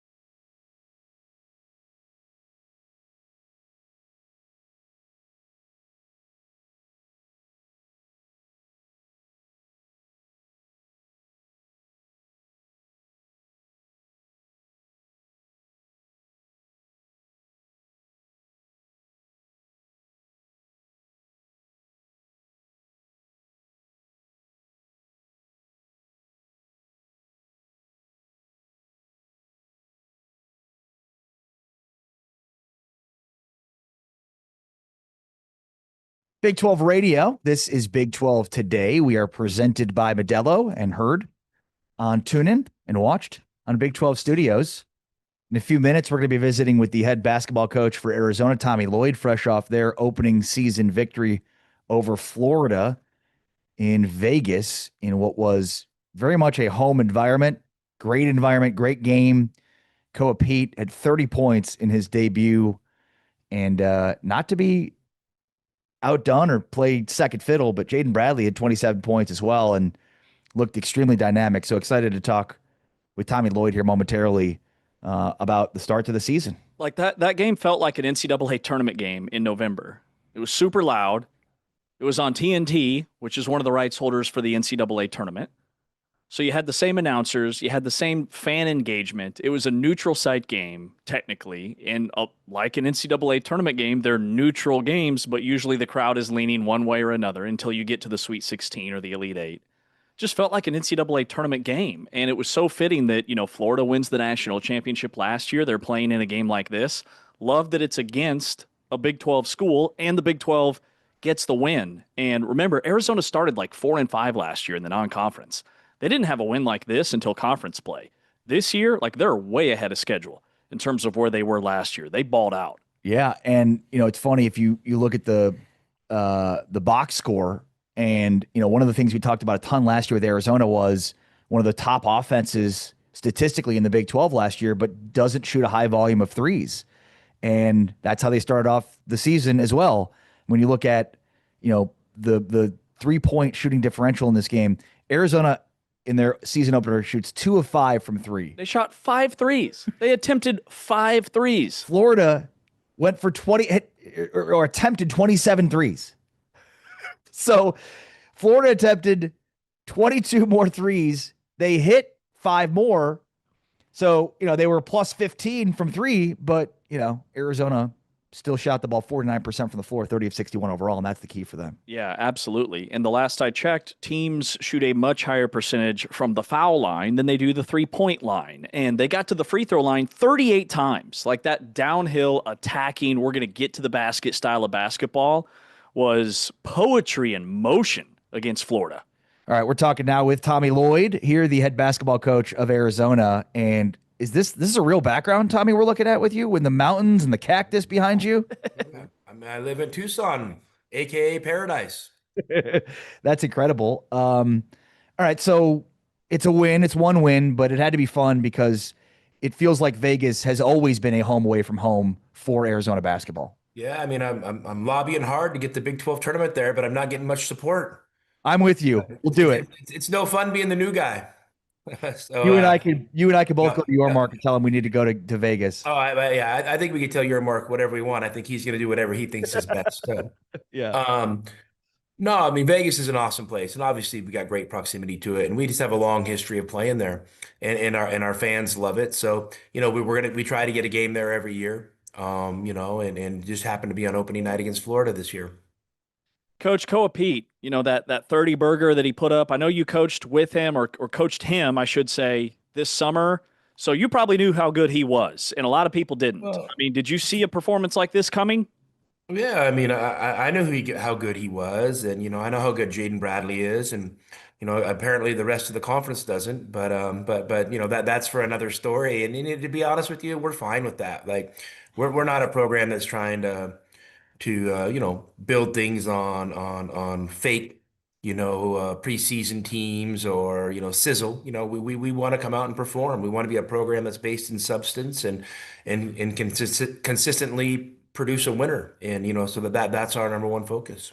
I know we've talked a ton with you about the 3-point volume and whatever, but do you feel like at this point in time it's almost a market inefficiency to a degree to be a predominant 2-point shooting team? Like, teams are so enamored with shooting threes that it feels like it's actually swung the other way. The pendulum has swung the other way in terms of efficiency from shooting wherever you are. Well, we have talked a ton, but we are. Honestly, we talked so much I forgot a lot about what we talked about. When you guys held me over after that a semifinal game at one time, 15 minutes extra on a game night. Listen, there's lots of ways to do it, and at the end of the day, the game can evolve. but a lot of the same things still apply. I mean, if you can, be successful in the paint area, scoring the ball, defending the rim, rebounding the ball. I mean, you give your team a good chance to win. And I didn't go into the game saying, guys, we're shooting 5 threes, and whoever shoots the 6 threes coming out of the game. You know what I mean? It's literally how the game played out. I was kind of really surprised after the game, and I'll give credit to our guys for, attacking where they felt like they have advantages, and that wasn't honestly not the game plan. And we know, shooting 5 threes a game, probably isn't a long-term successful strategy, but it's how that game played out, and we were there to get to attack with a process, hoping to achieve a result, and we did that. And to that end, I heard your interview with the Field of 68 following the win, and you compared Koa Pete to Larry Johnson. And I watching him, that's such a great comparison because, I mean, he does have some old school to his game. He really uses his size well. And again, Florida has one of the best front courts in the country, and Koa Pete did not look like a freshman. I mean, he looked like a bowling ball going up against that front court. Yeah, I mean, he's a really good player, and when I make those Larry Johnson comparisons, that's just for, some people to have something to grab onto, maybe to give him some context. I mean, Larry was also the number 1 pick in the draft, and he played in college when he was 22, 23 years old at UNLV. So Koa's 18, we'll give him some space. He had a really good game. But I think the most exciting thing about Koa is just his character, and I think and what I'm anticipating is his ability to learn over the course of the year. I mean that's what we're going to focus on, and we took yesterday off. I'm literally sitting at my desk where I do most of my prep work at home right now, and I got a bunch of notes scribbled down, and I'm excited to get back with the team today and get to practice. For context for the listeners and the viewers, every time we talk with Arizona basketball coach Tommy Lloyd, he brings up Kansas City in the Big 12 tournament, and they get this massive semifinal win. It's like it's got to be close to midnight. He's dog tired, and our producer at the time is dragging Tommy Lloyd into this literal weight room to do a radio interview with us. And I know you didn't want to do it. Frankly, Coach, I didn't want to do it. Power and Light was calling my name, but you were a good sport, and we appreciate your time. Well, I mean, the funny thing going back to that moment, I always give you guys a hard time about it, was I honestly literally thought he was joking. I mean, I was like, you're joking, right? Like, no, no, no, no. I'm serious. Like, come on, you're joking. No, no, I'm serious. And then 5 minutes, and then 21 minutes later, I walk out of that room, and yeah. But hey, you know what? You guys are doing a great job. So anything I can do to support you guys, I'm a fan of. And we appreciate it. And I hear the same tone in your voice when you're talking about, apparently a lot of other people don't realize how good Arizona is this season. Like, are you guys? That's just a joke. I mean, like, listen. I mean, I'm sure people that know, that I'm concerned about know.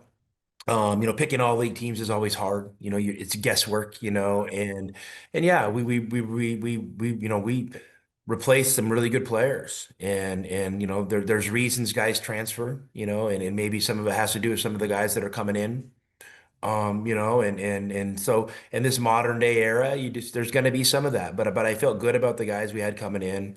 I never for 1 second wavered or thought that we were going to take a step back, and my hope is we can earn the right to take a step forward, and that's going to be our focus, is trying to crush the process, getting better day by day. We have young players that I think can grow. We have veterans that are in new roles that I think can grow. So to me, that's the exciting part about coaching. Yeah, man, I think Jaden Bradley's maybe the most underrated point guard in the country. Like he just looks like a running back. He can handle it. He can get anywhere he wants on the floor. What have you seen? Why weren't you saying that before? Why are you saying that after he scores 27 points on national TV? I mean, they come out talk about a layup and low hanging fruit. I mean, like, Tommy, we'll roll back the tape, okay? We did a deep preview. I believe. No. Listen, I know you guys are always trying to get more of my time. I'm just going to take your word for it, okay? I'm going to take your word for it. You don't need to prove it to me. You telling me you thought it. That's enough for me. He's a baller. He's a baller. He's a great guy. He's a great guy. What makes some players special is how they leave space in the room for other guys to be good, and that's really important, because it's a 5-man game on the court at one time with, some layers behind it that are gonna, come in and out of the game. And you need guys like a really good skill is to let other guys get better. I mean, to be honest with you, not that I have no reason to talk about BYU, but I felt the same thing, when we had AJ this summer with USA Basketball. Not only is he talented, he also leaves room for the other players to be really good too, which ultimately, I mean, the more good players you can have, contributing to their potential, the better you're going to be. And so I think that's a great trait for players. Yeah, with your experience in coaching that team, I mean, hyperbole be damned, but I mean, from a freshman class standpoint, some of the guys that you coached, I mean, is this as good as you've ever seen from a freshman class? I mean, guys, you guys, you're on the team overreaction right now. It's 1 or 2 days. Like, I mean, these guys are really good. Yeah, they're really good. You know what? But I'm sure if we dug deep, there's been other freshman classes that are really good. So I'm not really good at, saying these big, Right. proclamations or anything like that. But yeah, there's a lot of good players, and to me, it looks like they can make an immediate impact, at the highest levels of college basketball, and which is going to be really exciting because fans and TV like nothing more than a really talented young player. I mean, they're enticed with it, and so, sometimes veterans like a Jaden Bradley or a Tobe Awaka, go underappreciated, True. because they're a little older and they've been around a while, and there's just a familiarity with them. So, but those guys are really important to winning too. Maybe more important. Yeah. So Blue, I for think sure. you factor it all in, but there's no doubt the freshman group looks really talented this year, which and which is really cool is we have a lot of them in the Big 12. Yeah. Coach, what did you do last night? Like, you guys get this huge win on Monday. Last night, are you watching other college basketball games? As a lot of teams are tipping off their season last night. Are you breaking down film? What was your evening like? Both. I did both those, and then I, hung out with my family. My son came over, our grandson came over, and was, tearing up the house. So, spent some time with my dogs. All that exciting, normal stuff, right? Right now I got to finish breakfast and take the garbage down before the garbage truck comes. So, like, life is normal here. Nothing, you don't win a game on Monday, and the garbage doesn't automatically get taken out on Wednesday. How old is your grandson now? I remember seeing him running around in Kansas City. I think 16 months, so Wow. we're getting close to a year and a half. So it's been Got a a tough basketball in his time. hands yet, or? Oh my gosh, the kid's crazy for it. Loves it. All right, last thing for me, you mentioned looking at the film, getting to practice today, taking the day off. How much time did you spend on some of the end of game execution and inbounding? Oh wow, we're going there, huh? Not a lot. I mean, I think obviously we spent some time on that, and heading into the game, obviously not as much as we had, but it's really funny. I've been doing this a lot of years. It seems like you need live reps in games, for guys to really understand how important that is. And you can say this, you can say that. I mean, I thought we were fine, you know, uh, with our second little thing. We were running to get Bradley the ball, but he slips and falls. You know what I mean? Like Yeah. how I mean, Jaden. I guess the coaching on that is Jaden. When you're running, don't slip and fall. And then the one before, Delhi has the ball, and it's the classic. These players, they're like a magnet to the ball at the end of the game. They runs too close to the baseline when he should have gave himself a little more space. And then Delhi could have called a timeout. So yeah, lots of good things to learn from. So I mean, we definitely have that on in a film session today, and hopefully we'll be able to cover it on the court as well. Well, Coach, we could sit here and pepper you with questions all morning, but we got to stay on your good side. So we're going to let you go. But man, that was awesome on Monday. Huge win for the league. You guys look really, really good, and we're excited for the season. Yeah, thank you. Got a big one versus Utah Tech Friday. Hopefully you guys will be tuning in. Absolutely. We will. Tommy Lloyd, it's always fun to be visiting with the head basketball coach from Arizona, Tommy Lloyd, off to a great start with that win in Vegas over Florida. And a win is a win is a win, especially against the defending national champs. It was very impressive. All right, with James Wesley, I'm Ari Temkin. This is Big 12 Radio, presented by Modelo and heard on TuneIn, watched on Big 12 Studios.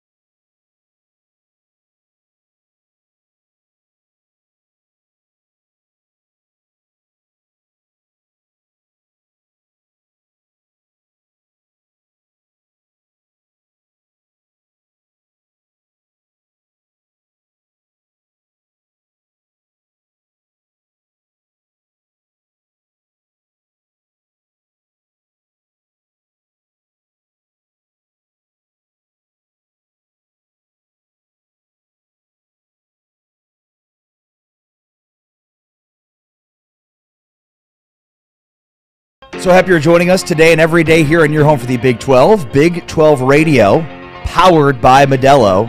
Along with James Westling on social at James Westling. I am Ari Temkin on social at Ari Sports. Big 12 Radio brought to you by the Full-Time Fan by Modelo.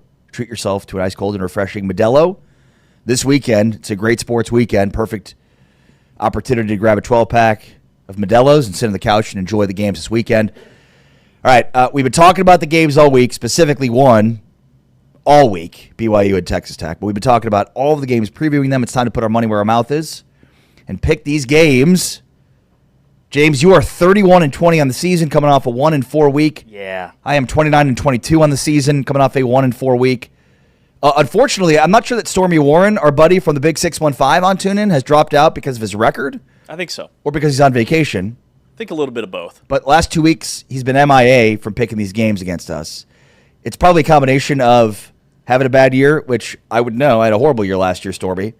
And also the fact that Oklahoma State is dreadful. It's probably a combination of those two things, but I digress. 31-20, 29-22. So we're picking games at a pretty good clip this year. We've had some pretty big wins last week, not as well, but let's see if we can do well this week. All right, Taman Turner, our producer, what do you have for us picking these games? There's only 5, so there's not much drama here in terms of the games we're picking, but what do you got? Game number 1, Houston at UCF -1.5. This game, James, is tonight, Friday Night Football action, and since you are leading, you give us your first pick. Well, even after that 1-4 week last week, not that I'm keeping track, but hypothetically, if I was betting $100 on every game, I'd be up 11%, still have a 61% hit rate against the spread. So this could be a bounce back week is what I'm saying. I'm taking UCF. UCF is at home. This is their annual space game. Have you seen the social media drama between these two programs on who is the king of the space land? I'll take UCF. They're 8-0 all time in these space games. And also Houston, they've had some turnover issues as of late. 4 giveaways, I should say, in their home loss against West Virginia. And I just think UCF at home is a different animal. I think they'll get to Connor Wegman and apply pressure on him and do just enough offensively to win the game. And this will be kind of a rare, hot and humid November game, but not something that Houston is, not used to. You could argue that Houston's maybe more humid than Orlando, so I don't know that that's a factor in terms of the game conditions It's here. supposed to rain? What's the forecast? No, just hot, humid, and sticky in a November evening tonight. But I like UCF as well to cover the 1.5 points here. Both teams average 5.6 yards per play, which is sort of interesting. UCF's defense, though, ranks top 20 nationally. It's explosive defensively, and I think both these teams coming off tough losses last week. Stacey Sneed returns for Houston to run the football, but I still would take UCF's defense right now over Houston's defense. So give me UCF to cover 1.5 in the space game. All right, game number 2, Colorado at West Virginia -6.5. West Virginia's favored by 6.5, and I like the Mountaineers to cover. I know that's a large line for a team that's won just 3 games this year, but fresh off that win over Houston, I think momentum is building for Rich Rod. Late in the year, a lot of times these first-year coaches, their teams get significantly better. They're one of the top teams in the country in forced fumbles and fumbles recovered this year, and Colorado's offense is just an absolute mess. I think Juju Lewis probably starts this game at quarterback. I'll be shocked if he doesn't. I don't know why not. And I think there's going to be some growing pains, so give me the Mountaineers. Yeah, the wheels have officially come off on Colorado. I'm going to take the ears as well to win this one. Colorado is giving up over 200 rushing yards per game. It's pretty much all you need to know, in my opinion, about this game. Also, something we talked about earlier in the season, that Colorado should probably be looking for a new offensive coordinator into next season. Pat Shurmur, former NFL coach, longtime NFL and college football coach, but not multiple enough in 2025 college football where you kind of need to create an offense around the players you have to fit their skill set. He's more of like this is what I run and this is how I run it kind of coach, which I think is not what you need in 2025. Pat Shurmur has reportedly been relegated to quarterbacks coach, will not be calling plays. So I think maybe that gives them an uptick. Maybe there's some swing there, but from on paper, from what we've seen on that Colorado defense, there's just no way you could take them with a West Virginia team with a true freshman quarterback that can run the football effectively. Give me West Virginia -6.5. All right, Kansas at Arizona -6. -6 is where we have it. I have to say, Ari, I like your Kansas Jayhawks as a road dog. +6. I don't know that they win the game outright. I think it comes down to the last final possessions in this contest in the fourth quarter. But Kansas is really hard to figure out for me because they look like a team that should be in the conversation for a Big 12 championship at times. And then they also just completely lay an egg. I was stunned by their loss against Kansas State, and they didn't look just like they were hitting on all cylinders against Oklahoma State last time out. I think this is a major bounce back spot for them. Jalen Daniels has still been phenomenal. The ground game has still been pretty good. I think KU keeps it close in Tucson in a huge bowl eligibility bowl game. Yeah, and when you think about so many matchups this year in the Big 12 have been, these are the first time these teams have met in how many years? In some cases, the first time these two programs have ever met. So this is sort of the new age Big 12, where in the first couple years, teams are playing each other for the first time in forever, including this matchup. First time that Arizona and Kansas are playing football since 1966. Kansas, you and I so far agree in all these games. I'm taking Kansas plus the points. I don't know that they're going to win this thing, but I feel like it's going to be closer with two teams that are pretty evenly matched. The one thing that scares me about this game is Arizona's strength is their secondary. They are a really good secondary. They're an aggressive defense. So that's, the strength of Kansas. It's a strength on strength. Kansas' strength at throwing the football against Arizona's strength in their pass defense. That's the one thing that scares me, but I still think it's going to be a close game. Give me Kansas +6.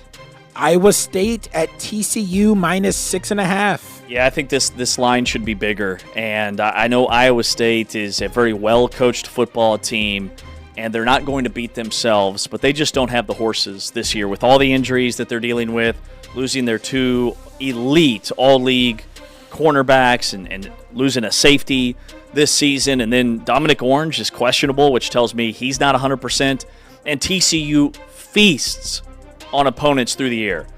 They're third in the country in 20-plus yard pass plays. They're third in the country in pass completions in opponent territory. And that Iowa State offense, I don't think, has enough firepower to keep up with TCU in this game.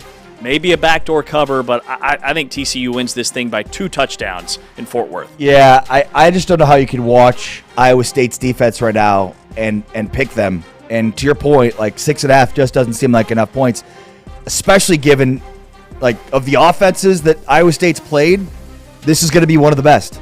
Look at what Caden Salter and Colorado's offense did against this Iowa State defense. What is Josh Hoover and Eric McAllister going to do against this defense? Give me TCU to cover 6.5 points. And by the way, as we've talked about throughout this week, TCU sort of quietly in this Big 12 title race. I think they emerge this weekend as a major potential in that race. Yeah, I like it. All right, guys, the big game of the week in Lubbock. We pick all the games? Have we picked all the? We haven't picked. That's it, right? We don't have to pick any more games? I think, yeah, we picked all 4. Picked all 4. Are there any other games this weekend of the Big 12? Not sure. There's some game in Lubbock, though. Producer Taman, what do you got? BYU at Texas Tech -10.5. Oh, that's right. I forgot about that game. Patrick Mahomes is going to be there. Who? Patrick Mahomes. Oh, the guy that played at Texas Tech. Yeah, guy that played at Texas Tech. Is Baron Morton going to be more Mahomes or Mapartments? We'll find out on Saturday. He's got to have a big game. So what are we going to go with that one? See more Mahomes or Davis Webb? Davis Webb was pretty good. He was pretty good. Any quarterback Especially that plays in the NFL is good. He was really good at Cal. I'm just talking about what they did in the NFL. Yeah. I'm asking my pick. You want to pick this game, or you want to just sit there and look pretty? I got so caught up on Patrick Mahomes and Texas Tech being in their icy white uniforms that are new. That's why Patrick Mahomes is going to be there, because they're going to have his logo plastered all over their uniform combo. And then BYU's got that Sailor Cougar helmet that they're rocking. But BYU is +10 in the turnover margin. That's top 5 in the country. Texas Tech has also been strong in that category. So I think it's a wash there. I think defensively these teams are about even. Texas Tech may be a little bit better. So it all comes down to the quarterback position. But I think Bear Bachmeier can do enough with his legs to keep BYU in this football game. The line is 10.5. A 10.5 point spread for this game on Saturday, a College Game Day marquee top 10 matchup. I don't think we see a Utah-Cincinnati. I'm going BYU to cover. Yeah, it's too many points. I think Texas Tech wins this game outright. Agreed. But it's not going to be by more than a score. I mean, I think it's going to be a 2-3 point game. Yeah, I think so. The number one thing that stands out to me about why I think BYU covers this is because of Bear Bachmeier, because of their defense. BYU is best in money situations. They're really good turning the football, getting turnovers. They're really good on third down. They're really good in red zone. So like, boom, boom, boom. 3 money situations. That's their strength. Also, Bear Bachmeier is very steadily improving in that national rankings. He's 18th right now in the country in QBR. And he's 11th in the country since the Stanford game, which you could argue is his worst game. Yeah. Bill Connolly writes of Bear Bachmeier, freshmen might get on the field at quarterback because of certain elite traits, but they're usually forced to learn how to overcome obvious weaknesses. For Bachmeier, his elite trait is his lack of obvious weaknesses. Yeah. It's very well said. And the one thing Connolly writes that I loved about Bachmeier, inexperience can strike when it's least desirable, and if it's going to hit Bachmeier, it'll be in Lubbock facing a unique and hostile crowd and a unique and hostile defense. The Red Raiders have forced 20 turnovers, which you mentioned, second nationally, 3 and outs on 44% of possessions. That's insane. They're forcing 3 and outs on defense 44% of the time. David Bailey and Romello Hyde have combined for 17.5 sacks. And Jacob Rodriguez, the best linebacker in the country. They rank in the top 20 in sack rate while rarely blitzing. That defense is as good as you think it is, which is why I think Texas Tech wins this thing outright. But I think this game lives up to the billing. It is going to be fantastic. It is going to come down to the end, and it's going to come down to Texas Tech winning and BYU covering 10.5 points. I think this is very much like BYU Utah was, which was a field goal difference right down to the wire. LJ Martin's health is a little bit of a concern for BYU, but Behren Morton's health for Texas Tech, I think, is key in this game as well, because he's going to get hit. How does he respond? And that's a great note on that write-up about Bear. What is Bear Bachmeier's weakness? He has the arm strength. He has shown that he's accurate.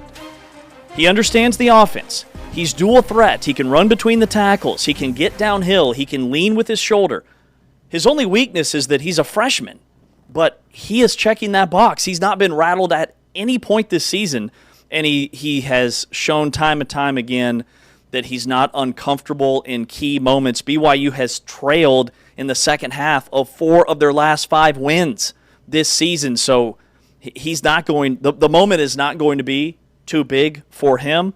I think this is a game that's decided by just a couple of plays. Yeah, I mean, 63% completion percentage on the season. I mean, there just isn't a weakness. I mean, truly, when you look at it across the board, he is average to above average in every category. Yep. And so I loved that comment from Bill Connolly that, like, his elite trait is that there are no weaknesses in his game. And he has really good receivers. Chase Roberts and Parker Kingston. Totally. And then Carson Ryan at tight end. Those guys, I think all 3 of them don't get the attention and the credit that they deserve. They are explosive. I mean, Chase Roberts is averaging almost 19 yards per catch this season. Parker Kingston over 15 yards per catch. Like, they get big plays through the air, and we don't think of BYU that way. Well, I think this could be a big game for tight ends because on both sides, Carson Ryan and Terrence Carter. But when you think about the corners matchup and safeties, like the skill position guys will be covered well. I think it's potentially linebacker opportunities over the middle of the field, where you get your tight end in cover, your tight end against a linebacker in coverage. That could be where they try to exploit both defenses. But I can't wait. I think, again, it lives up to the billing. It lives up to the hype. It is going to be in a rocking environment. I mean, you were showing me videos on social media of what it looks like in Lubbock right now. And like last night outside the stadium, his fans students are trying to get in. I mean, it's, and I think as we've talked through this game, like the fact that it's theirs and not like in previous years when Tech's been in this spot, it's like, well, it's them trying to beat a team that they've never beaten or haven't beaten in a long time. Like this is just, this is Texas Tech and BYU, 2 teams on equal footing in equal situation. At the top of the conference. I mean, no joke, right now in real time, Lubbock, Texas, outside the stadium, looks like an after party at the Playboy Mansion. It is insane with how many students are waiting to get into the stadium. They've been camping out all week. We checked in with Chris Level a couple of days ago, and he says, guys, it's nuts already. And right now it looked insane. You're going to hear some things coming up next you've never heard from Kalani Sitake, the head coach of BYU. Kalani Sitake joins us next with James Westling. I'm Ari Tepkin. This is Big 12 Radio, presented by Modelo, heard on TuneIn and watched on Big 12 Studios.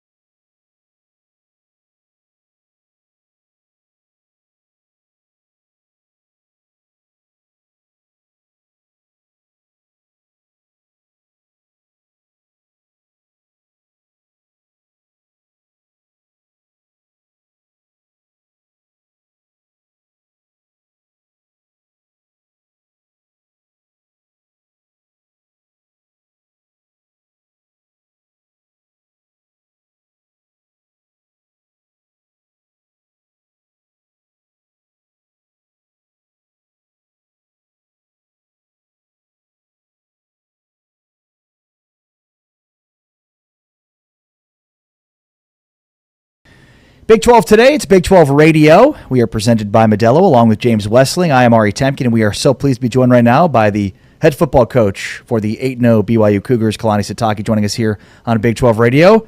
Coach Sitake, how are you? Doing good. How are you guys doing? doing very well. A pretty big game on Saturday, and we'll get into that. But I want to start the conversation today talking about karaoke. You a fan of karaoke? Yeah, I love it. That's awesome. Karaoke's a big part of your program, isn't it?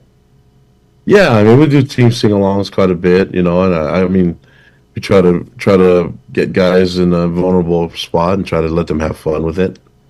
Is it like a weekly thing, or is it just kind of like random spots? Like, take us through that side, because we know you have a beautiful voice, and you like to sing. So, I mean, how, take us through kind of what karaoke or singing means to your program on a specific basis. Well, I don't know if I have a beautiful voice, but I do have one thing that's called effort, so I'm going to give everything I got. But I think it's when you say karaoke, it's probably more like team sing along. I want the guys to sing along the songs and just kind of, I mean, everyone plays music at practice. That's not a new thing, but I feel like if you're going to listen to music in practice, and then you might as well be able to get out and sing a little bit, and maybe let these young men appreciate the people that actually make music for a living, and see how hard it is, and then also but have fun with it too. I think when we do team sing-alongs, we do it once a week, and I usually do it just to try to get the guys to relax and then kind of just be unified doing something. And the best thing is when you're singing a song you don't really care for, or you don't even know that well. For some reason there's guys that don't like different genres that are out there, and it's important for them to understand that there's good music in different genres, that you just got to be willing to just try it out, so and then it's different than just listening. Is when you're singing along with it. I think that gets something out of you. I think it's just a lot of fun though. But when guys are out there and just being close with their teammates, that's what I'm trying to create here. I've been trying to get Ari to sing All Too Well with me weekly on this program for over a year now, and it's not yet happened, but it will one day, and maybe you can be the inspiration for that, Coach. Well, it's hard to do. I mean, especially when you have things like cameras on your phone, it makes it a little difficult. So if you're gonna do it with your boys, and you got to have a bro code to never ever post this online or something like that. That's what. See, I don't trust him. That's bro why. code. I don't it's the bro code. All right, Kalani, Bear Bachmeier. I know that you thought he could be your starting quarterback this year, a true freshman. But you cannot tell me that you thought he'd be this good this season. I mean, he is balling out week in and week out. What's been most impressive to you? I've been most impressed with his humility, and just him being a great teammate. And just enjoying all the little things, I don't want him to ever forget that. He's having so much fun with the fans and with his teammates that it's been really cool to see it, because I knew he was that kind of kid anyways. But the other great thing about him is that he realizes he doesn't have to do it by himself, and he's got some great teammates, and the offense doesn't have to win games all the time. You can count on special teams and defense to help you. And so I think understanding that has probably maybe relieved him a little bit of the stress. But at the same time, I want him to have ownership of the program and know that a lot's riding on him doing his job and making sure he does his job right. But the job can't just be about how successful he is at it, because there's so many different parts that go into it. I mean, you could have one play and one person isn't blocked, and all 10 guys are doing their job, and then it's just not working. And the goal for us is just to keep working at things, even if it doesn't look good right away. And it's a 60-minute game for a reason. And so having him, I don't know if you've been watching much this season, but when we have a successful drive, he runs off the field, goes to the bench, grabs a tablet, and tries to learn. When it doesn't go well, he does the exact same thing.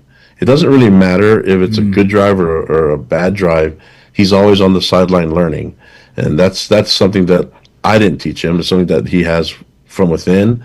He has a great family that teaches him that. But when the quarterback's doing that, everybody follows. They'll do it too, and that's been his commitment to learning and getting better. Is something that's unique that I haven't seen very often.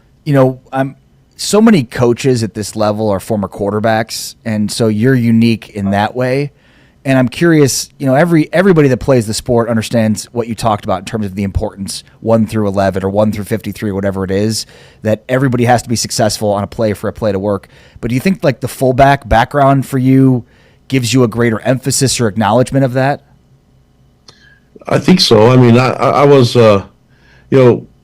being a fullback and playing for Lavelle Edwards and Norm Chow, it means that you probably weren't going to run the ball much. You're going to probably block and you're probably going to catch the ball. You had to, the only reason why I wasn't an O lineman is because I'm probably 2 inches too short and my hands are too good. I could catch the ball. You know what I mean? So I mean, I'm bragging about myself there, but the truth is, I was willing to take whatever role came my way, and I knew that even though I didn't have a lot of success in the stats part, played a lot of games, and I was able to make an impact on the game, and didn't really need the spotlight. The spotlight belonged better to guys that were better looking than me. I'm okay with that, but I can tell you one thing: when you had a quarterback that you worked hard for, whether you're an O lineman, the unsung heroes of the game, you're an O lineman or a fullback or a tight end or just whatever role that you have. When you have a quarterback that is hugging you and shows you appreciation and gratitude for your role, that's super special, and so quarterbacks that have done that to me when I played, you just always want to give up everything for him, and you want to make sure that you protect him and put him in the right place to be successful, especially when they're so young in the program. How is BYU so good at playing complementary football? Like that Iowa State game, you guys were down 24-10, and then you outscored them 31-3. And when I watch BYU, it's like when you guys start to get a little momentum, there's no stopping that train. So what goes into that? Well, I think a lot of it, there's so many different factors. One is that you have to have great leadership on the team. And so if you're going to have great leadership on the team, you have to have a program that's built around the young men on the team, the players themselves having some autonomy and having some say in what they want to get done. So if you're doing a practice schedule and you want to do some individual work and maybe you have 20 minutes to do it, if you allow the players 20 minutes to decide, hey, what do you guys want to work on today for the 20 minutes? If they chip in and they tell you, hey, this is what we want to do for 20 minutes, that's going to be a great 20 minutes that's going to be on the field in practice. And that's an easy thing to just give up autonomy, just letting the players be involved with it.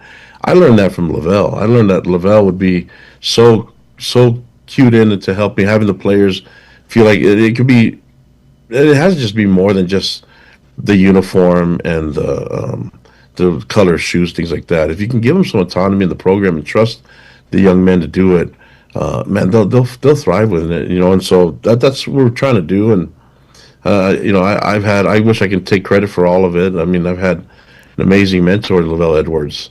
He was awesome for me. And so when I got to play for that guy, I wanted everybody to have that same feeling like I did when I played for him. And he was a head coach for 29 years.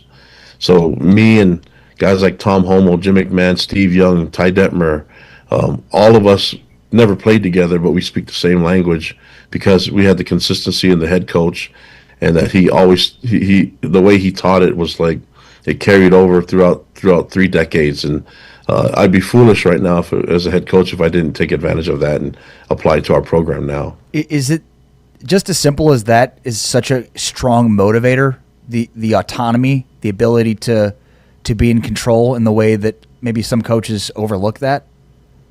Well, I think there's a bunch of factors that go into it, but if you're trying to create intrinsic motivation, it's a book I read by Daniel Pink. He wrote a book called Drive. It's a great book. It mentions if you want to create intrinsic motivation. And so the interesting thing is he mentioned AMP, right? So if you're trying to amplify intrinsic motivation, you have to give autonomy where people feel like they have some power and some say in things. And then you have to give them mastery, which means that they feel like they can be the best at something, and then you have to give them purpose where they feel like they're part of something bigger than themselves. So if you can do those things, then you should have an environment where intrinsic motivation will take over. and then that carries over into leadership and carries over into the team, and it carries over whenever times get rough and you're facing some adversity. But the interesting thing is, I read that book, and I'm looking at all the different examples, and man, that's what Lavelle did naturally. Wow. Hey, this is the stuff that we got to see, and That's crazy. but there's a lot of stuff out there, information out there that will when you piece it all together, man, it's having it. Reading the book is one thing, but living it in a program. I mean, you look at the teams that have former players from Lavelle, Kyle Whittingham's at Utah, Steve Sarkisian's at Texas, Andy Reid is at the Chiefs. They have a lot of that within their programs, and man, it all comes down to the one guy that I know had a big key in it, and that's Lavelle Edwards. Talking BYU football with head coach Kalani Sitake here on Big 12 Today and Big 12 Studios. Coach, when you watch Texas Tech and prepare for this game on Saturday, what stands out? Yeah, I think Joey McGuire is a great coach, and you talk about building a great culture. The players have bought into his system, and he's done that for years and years, and he's able to establish championship teams. So you can recognize that they have this love and appreciation for him and for their staff. There's a great unity in the program altogether.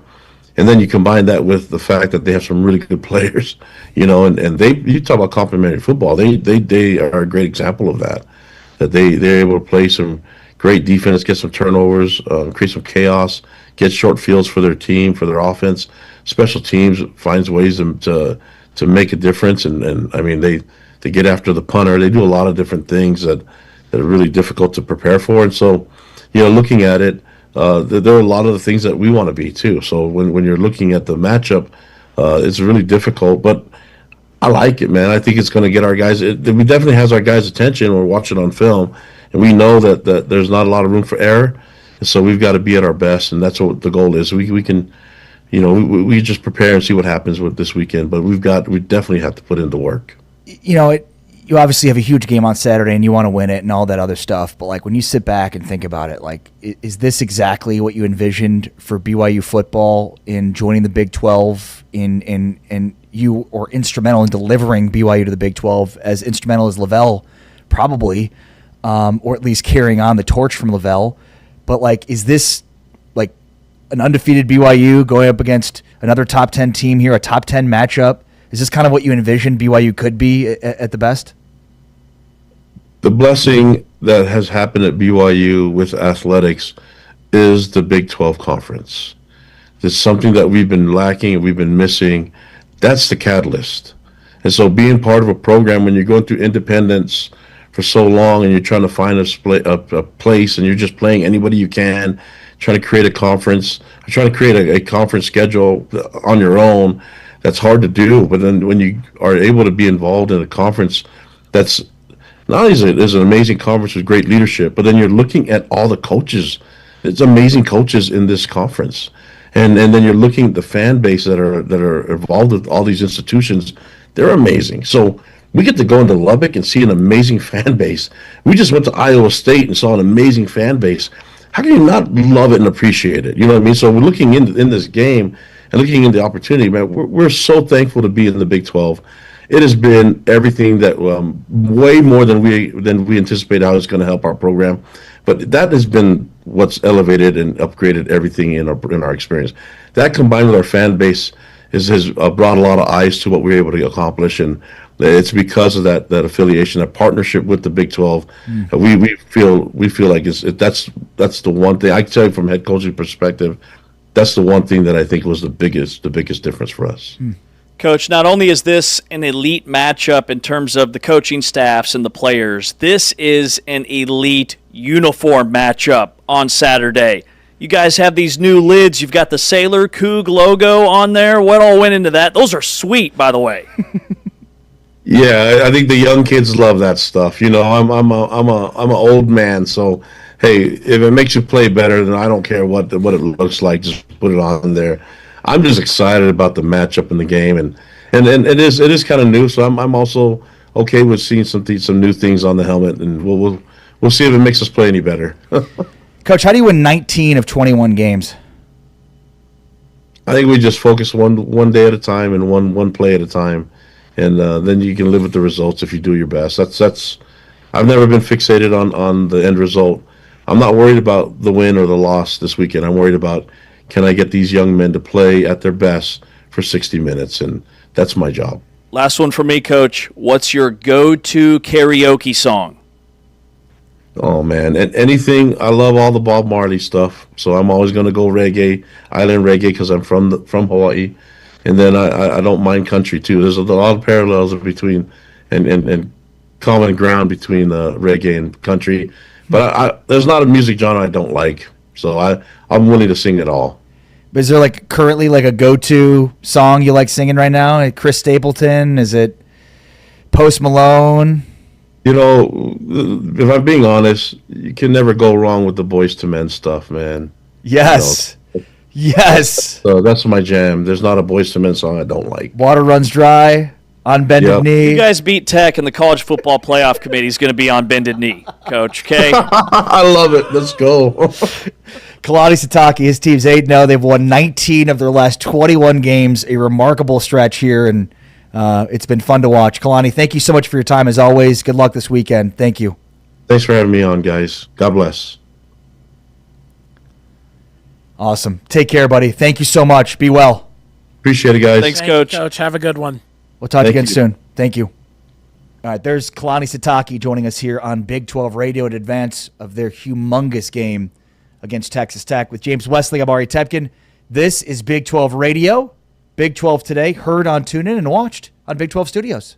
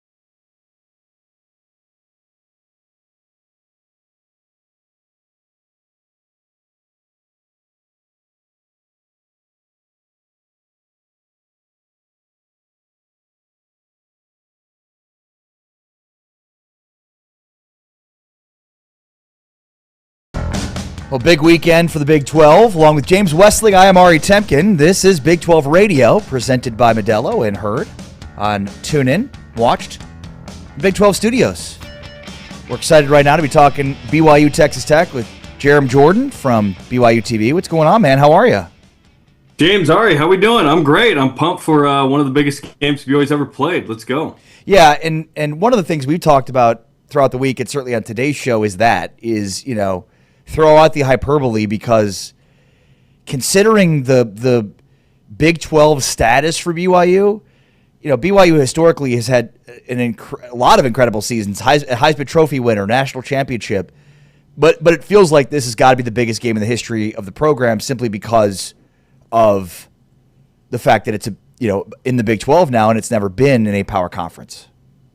It is massive. I mean, you could make that argument. I was bringing that up this week too. I said, hey, the national championship was a massive deal for BYU in 1984, and BYU fans will probably fight you to the death that win over Michigan in the Holiday Bowl is the biggest game. The Cotton Bowl win and to cap the 96 season was fun, because that was actually, ironically enough, BYU capped that season with Big 12 wins. They beat Texas A&M, who was top 15 at the end, and then top 20 K-State to finish the season. And so that was big time in year one of the Big 12. And this is a new era for BYU. Obviously, the NIL era and the transfer portal and the Big 12 era for the Cougars has been amazing so far. It's been an incredible fit. Frankly, for years, I thought the Pac-12 was the better fit for BYU from a regional standpoint. Right. Now that BYU's been in the Big 12, it's been no question way better than it would have been in the Pac-12. That's just a sidebar for me. But it's been awesome, and certainly BYU has an opportunity to solidify a college football playoff opportunity, get to Arlington, kind of up the ante from last year. This team's been incredibly motivated to get to the Big 12 title game. They could taste it last year. They were 9-0. They're staring at themselves on that Tuesday night college football playoff selection committee release as a 3 seed. They do not want to repeat last year and stumble to the finish. If they win in Lubbock, man, they are real close to being there. They'd have to obviously serve at home, and if they beat Cincinnati on the road too, hey, that's great. But massive opportunity, and that's what you want. Last year, BYU's sort of signature win was at SMU, and later we learned that SMU was good. BYU, by the way, in that was like a 12 or 13-point dog. 10-point dog going into this one, but Texas Tech, to me, is on another level than what SMU was last year. So it's a big ask, but like you said, massive, massive game for BYU. Jarom, do you have any updates that maybe we don't have on running back LJ Martin, and just how critical is his health and his ability to have an impact in this game going to be tomorrow? Yeah, he wasn't even listed as probable last night, so that Amazing. means he's 100% playing. He's been practicing. Luckily, when he came out of the first quarter 2 weeks ago against Iowa State, they feared that maybe he broke his collarbone or separated his shoulder in a severe way. Word is it was minor and that he's good to go. Now, as a running back, and he is a physical running back. He's not a scoop by you get out of bounds guy. He's a lower the shoulder and use his big lower half to leverage his way into some first downs. He's a big deal because he's number one in the Big 12 in yards per game rushing. He's number one for the guys that have rushed for 100 times or more. Yards per carry at 6.0. I don't see how BYU wins the game if LJ Martin doesn't just play. He has to be effective too. This is the number one rush defense in America, number 2 by yards per carry. I think that's the matchup.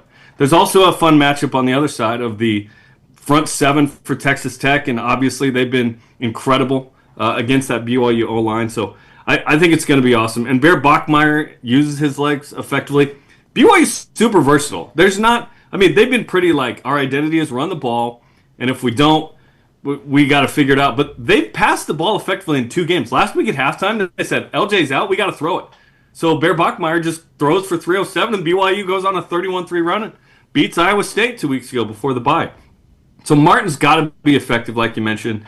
And that matchup with Bailey and Height and Rodriguez and those guys, it's going to be fun. One of BYU's tackles lives in my neighborhood, and he is very excited to match up. He wants to be an NFL guy, and I think he will be. And his matchup, it's Andrew Gentry, his BYU's right tackle. The matchup with David Bailey is going to be really fun. I know he's excited about the opportunity. Yeah, great some great points in there. What has impressed you the most about Bear Bachmeier, Jerem? Super composed. This guy could be so rattled so easy. He didn't get to campus till June. He was planning on this life at Stanford with his brother. His life has changed so much the last couple of months. He's embraced the playbook. Full playbook, by the way. There's another quarterback on BYU's roster, Trayson Bourget, who played at Western Michigan. He said, I had like half the playbook when I was a freshman there. Bears got the full playbook. They give him 2 plays. It's very NFL. He comes to the line. He can kill one or the other, right? It's very advanced. Super composed. BYU's been down so many times in Big 12 play by double digits, and they're trailing in the fourth quarter against Utah. And BYU's won every single one of those games. He's had incredible composure. He's super smart. And he figures out ways to win games with his legs, with his arm. He's super humble. He's just dialed in. I've been really impressed with the maturity that he's shown. Typically, people talk about the age of the BYU players, which is super annoying. This kid is 18, 19. He's 19, and age doesn't matter. He Such plays a like good he's point. 22, 23. Yeah, such a good point. I will say, I'm sure there will be some uninformed people that be like, I'm sure he's 21 or 22. Like, no, he's not. He was playing high school football last year. He was on that yellow bus, as I like to say, just a couple months ago. Yeah, we had to come to his defenses online after we were talking about him earlier this week and remind people that he is truly just a freshman. And he can sing. He can sing, too. You've got a clip of him singing in front of his coach. This is awesome. Yeah, I was there at the coach show, and hey, they said, you can play the guitar, let's go. He played a song called Ortega Road. He lived off of Ortega Highway, and he's got some pipes. It's hard to, I'm not a musician by trade, but like to just get out there and perform like that on a football field and just with a guitar where you're super exposed and it's just you, I mean, that's big time. But he understands on the field that obviously he has to play well. But I'm really impressed that he understands, okay, if we have a good run game, we have a good O-line, and I find our playmakers, and we have a good defense and special teams, we can win. BYU's not asking him to just chuck it. He's not a old school Washington State QB. Hey, we need you to throw 50 times for us to win. He understands if I'm effective and I don't turn it over, huge storyline there. BYU's good, but they're not so good they can turn it over and win a bunch. To me, if BYU turns it over 2 or 3 times, I'm not sure they win the game. Yeah. I think they need to have 0 or 1 turnovers to have a chance to win, and they take care of the ball really well this year. I mean, do you think win or lose, and I guess regardless of outcome, Jerem, do you see a path for both of these teams still playing in the playoff this year? Absolutely, and I think they could rematch in Arlington. Yeah. I mean, yeah. Texas Tech could win out. BYU could win out after this. Cincinnati was pretty exposed at Utah last week. Granted, Utah is a good team and played really well. I could absolutely see a situation where BYU competes. They don't win. They're not supposed to. They're not supposed to win the game. They're the high-ranked team, but Vegas says, hey, double-digit loss for BYU here. And then BYU goes 3-0. They're 11-1. They both match up in Arlington, and I think they should both be in at that point. I don't think you should be punished for a loss in a championship game. And SMU was not last year. Granted, that was a good game. Like, you have to compete. You have to show well. I really hope the Big 12 gets 2 teams in, and I think this is the most likely scenario. Utah's got a chance still. But what BYU fans are fearful of, guys, is the tiebreaker. Because last year BYU tied for first at 7-2 in the league and lost it. There's a lot of PTSD from that still. So BYU fans have not fully embraced even college football playoff conversation because they understand that this week's game is huge. You still have 3 tough ones. You can't take anything for granted. BYU did not anticipate last year losing to Kansas. That was the one that killed BYU. If they win that, they're in Arlington. Maybe they're in the playoff. So it's not quite, hey, we're making the playoff. The juice of last year is not there. BYU understands. BYU fans are on edge knowing they still have to win a bunch. Yeah, I think that's a really good point because it not only magnifies the importance of this game, but also big picture. Like, there's 3 more games, regular season for everybody, and they play TCU and then BYU's at Cincinnati. So there's still a lot to be decided, which further magnifies the importance of this one tomorrow.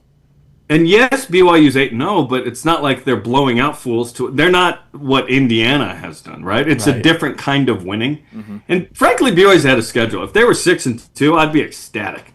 If they were 5-3, I'd be like, hey, they're on schedule here.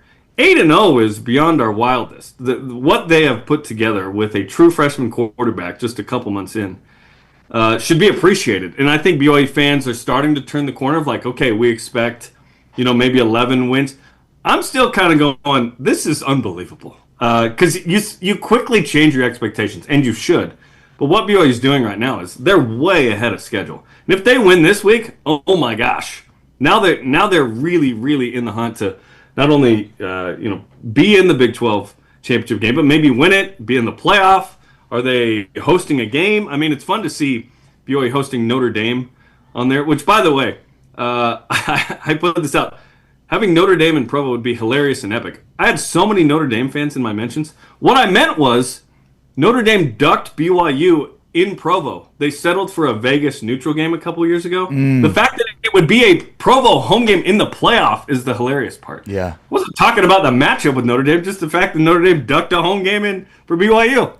Yeah, what do they have to be self-conscious about? I mean, Notre Dame this playoff is set for them to go every year. It's insane. Yeah. I know, right? That's an amazing nugget and a fun fact about that potential matchup. Real quick, I want to ask you about the offensive lineman that lives in your neighborhood. And that group, BYU's offensive line, has it been overlooked in this conference? Because they're not winning, conference weekly awards for offensive line play, but it's just been rock solid. Yeah, 100%. The fact that BYU brought in 2 new tackles, so Andrew Gentry transfers from Michigan. This is a guy that has only lost 3 games in, I think, 4 years in college, by the way. Might be the winningest player in college football. Isaiah Jota was a Colorado guy a couple years ago, kind of a bench guy. Those 2 tackles have been really good. They're one of the top 25 kind of pass block, run block groups, according to PFF. Bruce Mitchell is the center. Is a guy from a small town who was a D lineman for BYU, got thrust in the starting lineup last year. The guards are good. Lapuahu, Leusa, Safarchuk, they're about 7 deep. They've done their job, which is quietly be awesome. Because when you have an offensive lineman that's a star, that's like a first-round guy. But otherwise, they're pretty quiet, and they do their job, and BYU's been able to run the ball super effectively. BYU's known for the pass. Like all these quarterbacks, QBU, Detmer, Bosco, McMahon, Young, more recently, Taysom Hill, Jaron Hall, Zach Wilson, all these guys, right? Keaton Slovis is even kind of on the practice squad with the Texans. BYU runs the rock. They are a physical team. And frankly, BYU looks more like a traditional Big Ten team in the way they play defense, the way they like to run the ball, the way they use play action effectively. BYU's got to be able to run it, and these offensive linemen have done a tremendous job this year. All right, thank you, Jerem. Appreciate your time as always, buddy. James and Ari, have a great day, and we're going to have some fun this weekend. Let's go. Yeah, We're pumped up. Jerem Jordan from BYU TV joining us, breaking down the BYU side of this. Should be a fantastic matchup. And, what a premier opportunity for the Big 12 to have 2 top 10 teams meeting. Game day will be there. It's going to be epic. All right, we get to the stories this week that could have been an email next. This is Big 12 Radio, Big 12 Today, heard on TuneIn and watched on Big 12 Studios.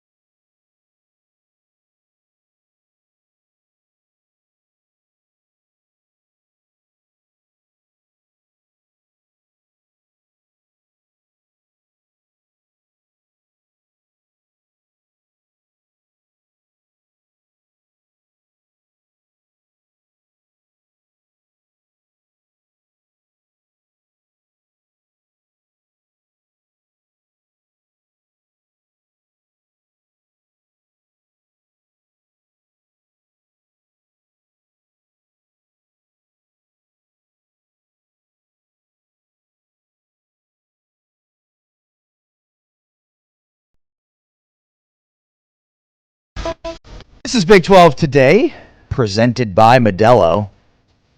Modelo, cheers to you full-time fans. Grab an ice cold and refreshing Modelo. Cheers. Have a great weekend. This is going to be great. Fantastic. I'm going to maybe, little discreetly, bring some Modelos to our kids' first grade youth football game tonight. Now that I've said that out loud. The YMCA's got you on their most wanted list.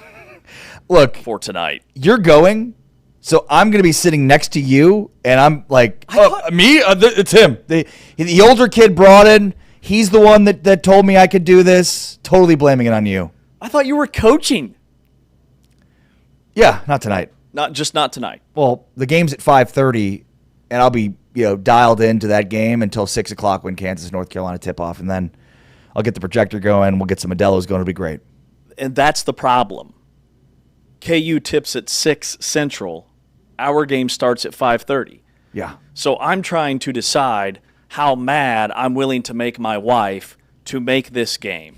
There's essentially 3 ways we can go here. Okay, number 1 is we can go full discreet mode. We can have an AirPod in, brightness down on the phone, but the phone is out, glancing up every once in a while. Nice tackle. Good tackle, buddy. And I think the wives are mildly annoyed, but we're forgiven later. Then we can go with the whole split attention thing. Okay, we're checking the scores after every series. There's a stoppage of play. We're checking scores. The game is up. We're watching a little bit. But if we start cheering out loud for Darren Peterson or Flory Badunga, then our priorities, I think, start to get questioned to a certain degree. So the key is no cheering, no verbal acknowledgement that we're watching the KU North Carolina game. Now this is unless it times up well with what's happening on the field. Right. A very well-timed cheer during the game, a simultaneous cheer, if you will. First down, cheer, Badunga, dunk, nobody knows. Okay, number 3, we can just go all gas, no brakes. Wheels off, full-on watch party. Okay, prop the phone up, on the bleachers, or you said you might bring your projector screen. Yeah. I love that idea. That says I'm watching the Kansas North Carolina game, and I don't care who knows it. Volume up, live tweeting during the game. But if we do that, we're sleeping on the couch. There's a Starbucks run probably in the morning. We are in the dog house. So how far are we willing to go to watch this game? James, we're not in the doghouse. We're working, okay? I'm sorry. This is work, okay? We have to watch the Kansas North Carolina game. It's work for us, okay? I like that angle. It does not work in my house. No? No. Even though it is legitimately work? I mean, it is. It is, but we can always go back and watch the game later, and you can watch the condensed version. You don't have to be watching right now. No. I mean, we've got enough football to watch this weekend. You're wearing, are you playing tonight? What time? Ari's got to be at the game. He's managing the basketball team. He's got floors to wipe. Producer David? When you guys are at this game and Ari has the projector screen, are you ever worried about a Karen parent who will get mad at you and be like, why aren't you watching the kids? No. According to James, that's apparently Lacey. Oh. No, I think she actually would be more annoyed that I'm not paying enough attention to her. Versus the game. So she's going to want to chat about the game. Oh, yeah. She's going to want to talk about the game, what's happening in the game, how Graham or Rowan is doing in the game, what are Leighton and Micah doing this weekend. It's going to be full on, let's catch up after our long work day conversation. There's no time for Darren Peterson. No time. James Wesley, Ari Tepkin. All right, we'll get to the this could have been an email in a moment. But I haven't. So you told me during a break that Ryan Silverfield had been hired as Arkansas's next coach. So far, all I've seen is that hasn't been substantiated. So you may have been duped by I bamboozled by a Pete Nokos, like one of those. So at any rate, though, that would have been significant news because Ryan Silverfield, the coach of Memphis, whose team right now is the leader in the clubhouse to be the Group of 5 playoff team, would be crazy for him to accept a job in the midst of a run that basically has them as a playoff team. But I think it's pretty obvious that after this season, Ryan Silverfield will be coaching elsewhere, and most likely at Arkansas. Yeah, he gone. And this has been a guy in Silverfield that's long been talked about to be leaving Memphis. He's been a consistent winner at Memphis. Memphis last season. So Ryan Silverfield in his last 31 games is 26-5. Penny Hardaway in his last 35 games is 29-6. Oof. Memphis fans, does Memphis have the best football basketball coaching duo in the country? No, you do not. But I love the optimism. Who does? Not Memphis. Best football basketball coaching combo in the country. Whew. Give me a second. Well, you brought it up. I mean, I would look at Houston with Willie Fritz and Kelvin Sampson. I would look at who in the Big 12 has been really good in both sports. I would look at BYU with Kevin Young and Kalani Sitake. What's the big game I would tomorrow? look at Texas Tech with Grant McCaslin. There's the answer. And Joey McGuire. There's the answer. Texas Tech. Right now, I would say, right now, the best coach in football and in basketball in the country in terms of the combination. Yeah, they're the only school in the nation that had a football team ranked in the top 10 the same day that the men's basketball preseason top 25 came out, and they were also in the top 10. And BYU was close. I think Iowa State's in the chat. I'd put Iowa State in the chat. In fact, if you included women's basketball, I think Iowa State may be better than Texas Tech in that capacity.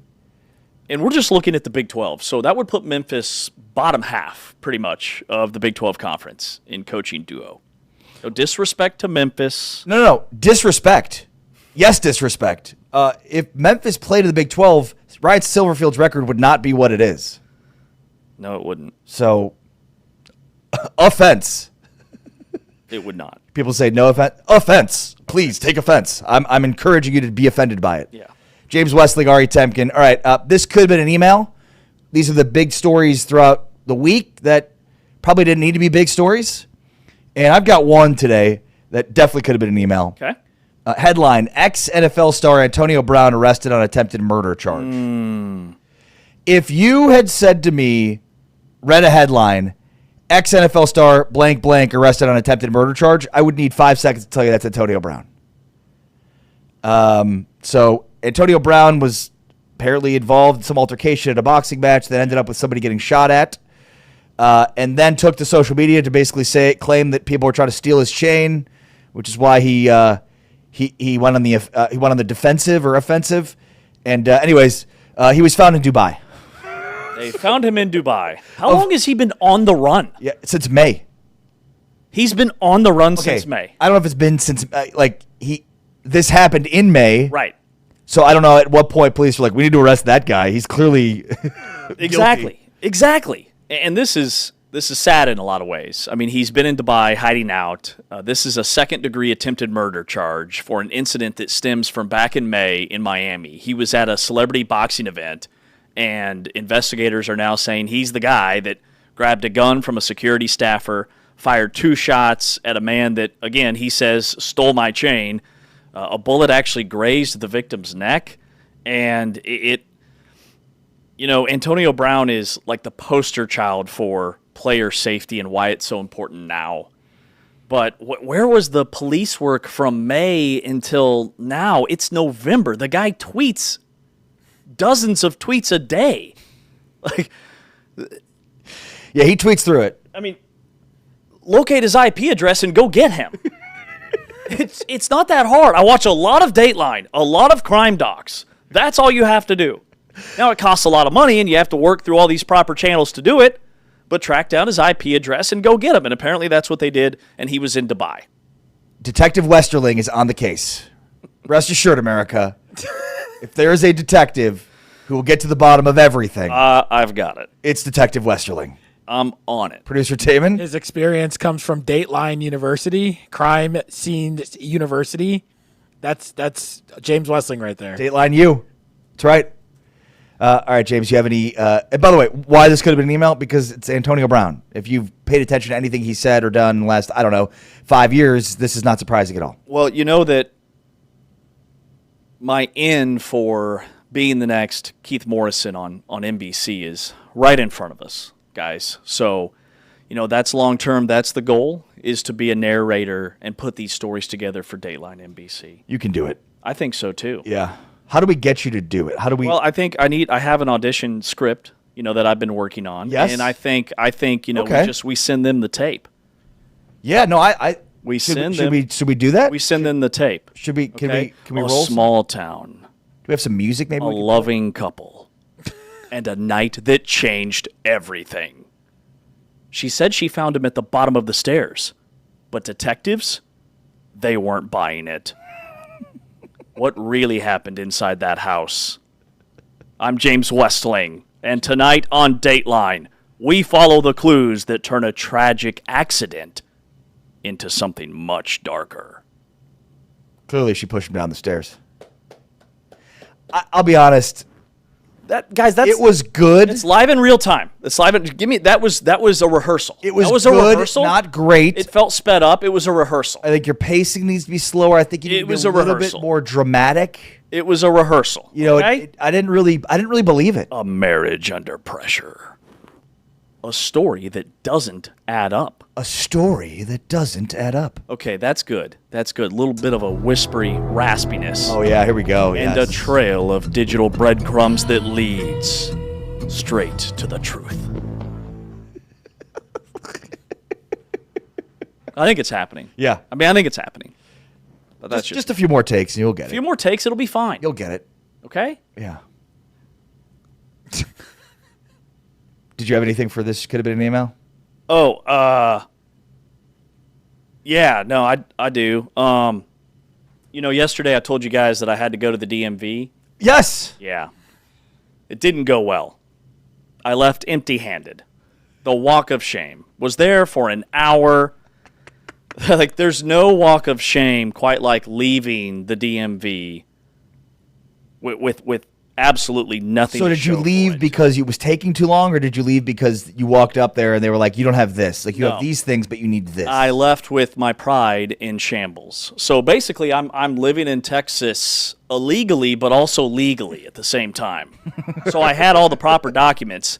Did you know, and this would have been nice if you guys had told me this yesterday, but did you know that you have to get your vehicle registered first before you can get a Texas driver's license, which is very backwards. Actually did know that, but thought it'd be funny to not tell you that. So I have to go twice. No, I'm just kidding. I did not know that. That's pretty wild. Yeah. So I get there, I have all my paperwork, and they're like, well, you're going to have to come back either way. So do you want to do this now and have to come back again, or just do it all when you come back? I said, when I come back, I'll go. Did you cause a scene? No, I didn't. The lady was very nice. Had the charm of 1983. So, yeah, but anybody can get Texas plates. You don't have to show that you're a resident here or have any type of Texas ID. Just go get your vehicle registered. They do an inspection check, and bam, Texas license plate. Think about that. That is backwards. Yeah. Like, you'd think you'd have to show proof of residence in order to get the Texas plates. Nothing. Interesting. I just have to get my vehicle inspected, and then I can go get my Texas plates, and then I go back to the DMV, have to wait in line for over an hour, sit down, have to have 18 forms of proof of residency, and then I'll get my ID. That's James Westling. I'm Ari Tepkin. That should have been an email. This has been Big 12 Today, presented by Modelo. What a great sports weekend. We'll be reacting to all of it on Monday's show. Thanks to our great producer, Taman Turner. Thanks to Anthony Smith, our producer from Raycom Sports. This is Big 12 Radio, presented by Modelo, heard on TuneIn and watched on Big 12 Studios. Have a great weekend. We're out. Peace.